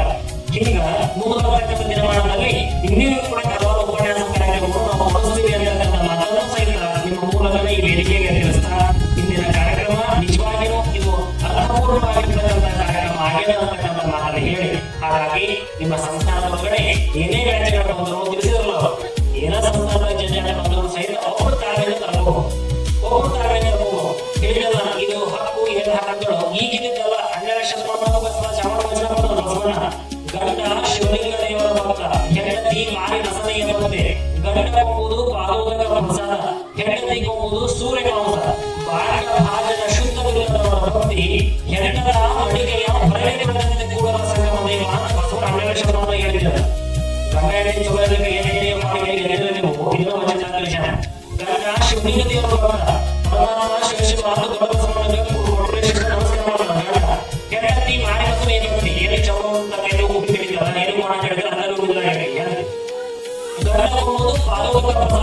ಶಿವಶಿವಾದ ಶಿವನ ಪೂಜೆ ಮಾಡಿಕೊಂಡು ಅವ್ರ ಪ್ರಸಾದ ಸ್ವೀಕಾರ ಮಾಡೋದು ಪೂಜೆ ಮಾಡ್ತಕ್ಕಂಥ ಹೆಂಡತಿ ಏನು ಗಂಡ ಶಿವಲಿಂಗ ಇರೋದು ಗಂಡ ಕೊಂಬುದು ಪಾದೋದಕ ಪ್ರಸಾದ ಹೆಂಡತಿ ಕೊಂಬುದು ಸೂರ್ಯ ಮಾಂಸ. ಹಾಗೆ ಏನಂತ ಎಲ್ಲಿ ಮಾಂಸ ಸಿಗುತ್ತೆ ಎಲ್ಲಿ ಹೆಂಡ ಸಿಗುತ್ತೆ ಇರ್ತಾರ ಪೂಜೆ ನೋಡ್ರಿ. ಬಾಂಡ ಭಾಜನ ಶುದ್ಧವಿಲ್ಲದವರ ಭಕ್ತಿ ಹೆಂಡನ ಅಡಿಗೆಯ ಹೊರಗೆ ತೊಳೆದಂತೆ ಅಂತಕ್ಕಂಥ ಮಾತನ್ನು ಹೇಳಿದ್ರು. ಬಾಂಡ ಭಾಜನ ಅಂದ್ರೆ ಭಾಂಡ ಅಂತಂದ್ರ ಅಡಿಗೆ ಮಾಡತಕ್ಕಂಥ ಬಾಂಡೆ ಇವೆಲ್ಲ ಬಾಂಡೆ ಇರಲ್ಲ ಬಾಂಡೆ ಸಂಬಂಧಿರಲ್ಲ. ಅಡಿಗೆ ಮಾಡತಕ್ಕಂಥ ಭಾಜನ ಅಂದ್ರೆ ಉಂಟತಕ್ಕಂಥ ಬಾಂಡೆ ಹೌದಿಲ್ಲ.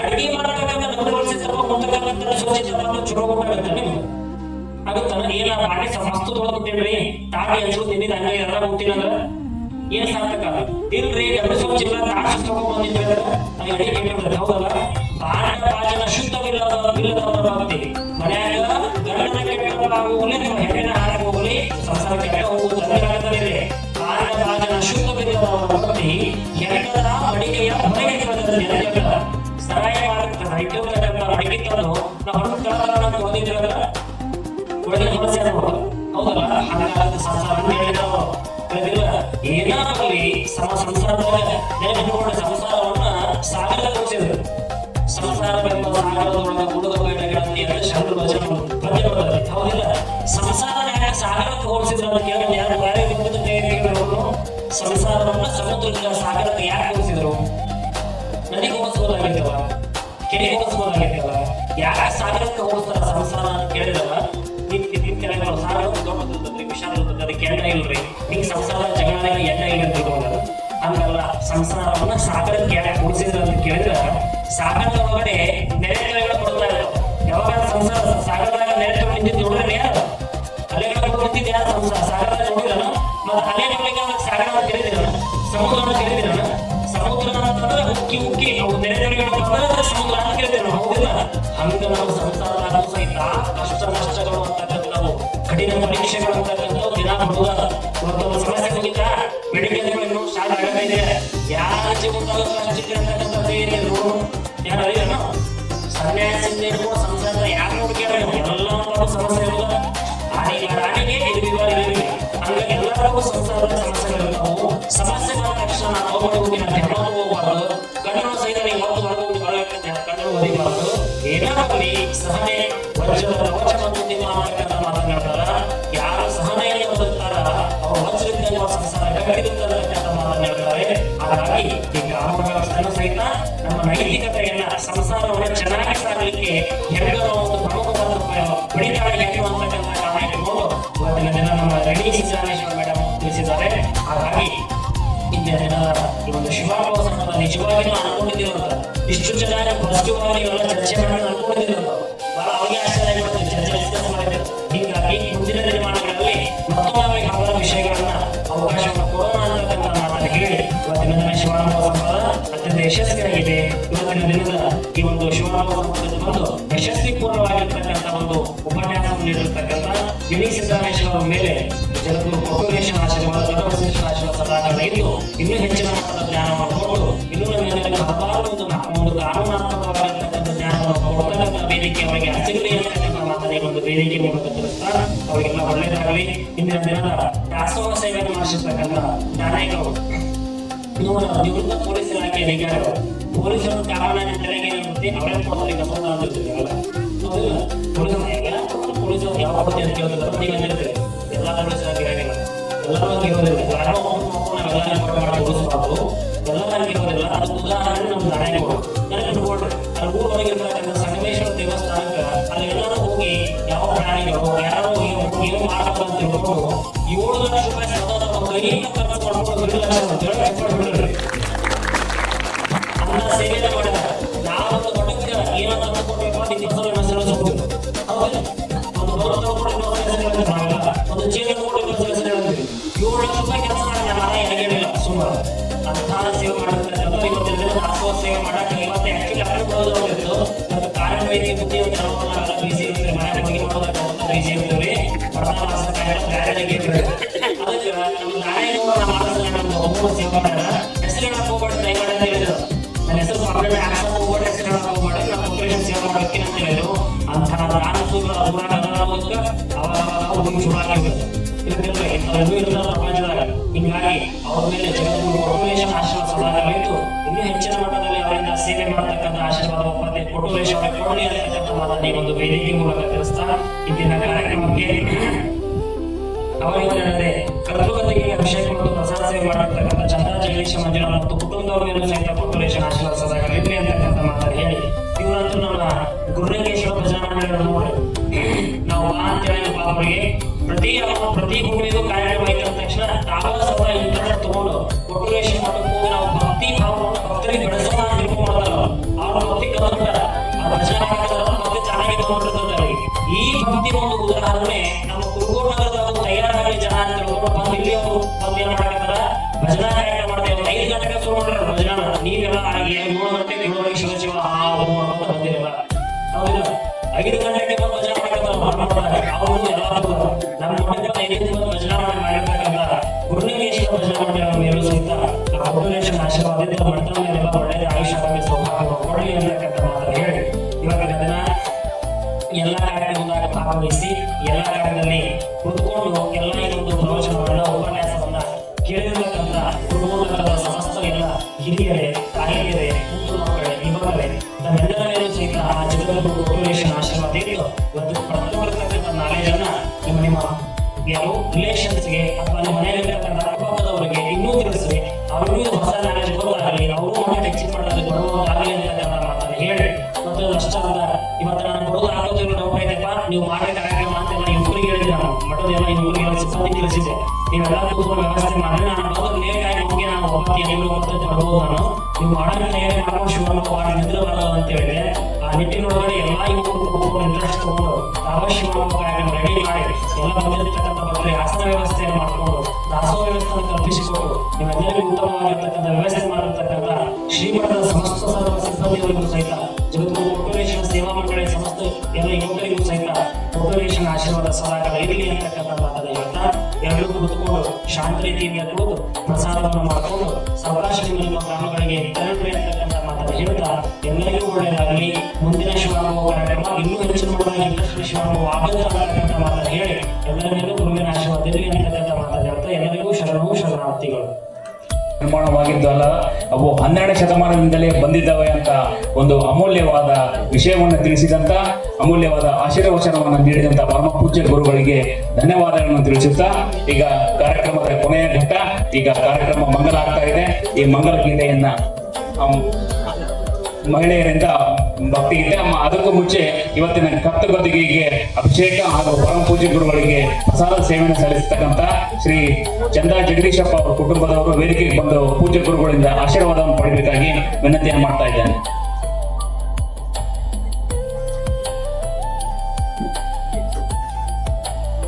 ದಯಮಾಡಿ ಜೋರಾದ ಚಪ್ಪಾಳೆ ತರಬೇಕಾಗಿ ನಾನು ತಮ್ಮಲ್ಲಿ ಕೇಳ್ತಾ ಇದ್ದೇನೆ. ಪ್ರಸಾದ ವ್ಯವಸ್ಥೆ ಆಗ್ತದೆ. ಎಲ್ಲರೂ ಗುರುಗಳ ಪ್ರಸಾದವನ್ನು ಸ್ವೀಕಾರ ಮಾಡಿ ತಮ್ಮ ತಮ್ಮ ಮನೆಗಳಿಗೆ ತೆರಳಬೇಕಾಗಿ ವಿನಂತಿ. ಶ್ರೀ ವಿಶ್ವರಾಧ್ಯಾಯ ಮಂಗಳಂ ಶಿವ ವಿಶ್ವೈಕ್ಯಪಾಲಾಯ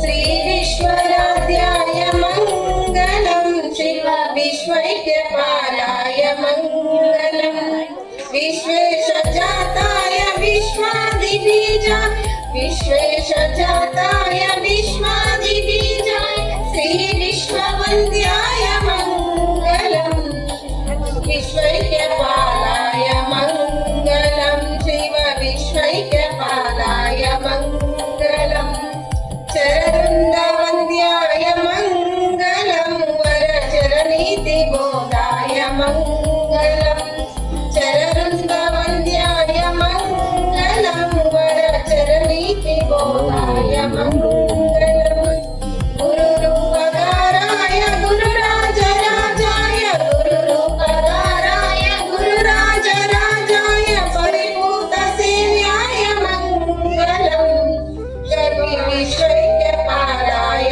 ಮಂಗಳಂ ಶಿವ ವಿಶ್ವೈಕ್ಯಪಾಲಾಯ ಮಂಗಳಂ ಭವಮೂಲಭಂಗಾಯ ಮಂಗಳಂ ಶಿವ ಶಿವಲಿಂಗ ಸಂಗಾಯ ಮಂಗಳಂ. ಆಗಿಲ್ಲ ಇನ್ನ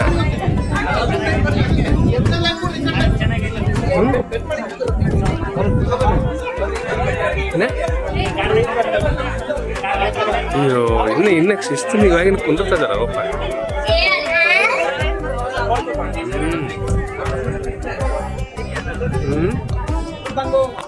ಕಲಿಯವ ಯಾವ ಇದ್ರಾಗ ಬಿದ್ದು ಮೆಲ್ಲಕ ಮಾಯ ಮಾಡ ಕೊಡೋದಿಲ್ಲ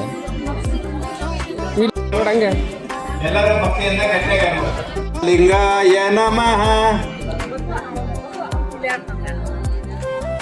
ಶಿವಾಯ ನಮಃ ಓಂ ಹರಾಯ ನಮಃ ಶ್ರೀ ಗುರು ಬಸವ ಲಿಂಗಾಯ ನಮಃ ಶಿವಾಯ ನಮ ಓಂ ಹರಾಯ ನಮಃ ಶಿವನೇ ಬಸವ ಬಸವ ಶಿವನು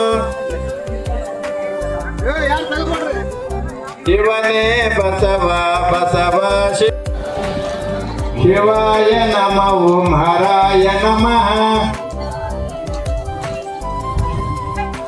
ಶಿವನೇ ಬಸವ ಬಸವ ಶಿವನು ಶಿವನೇ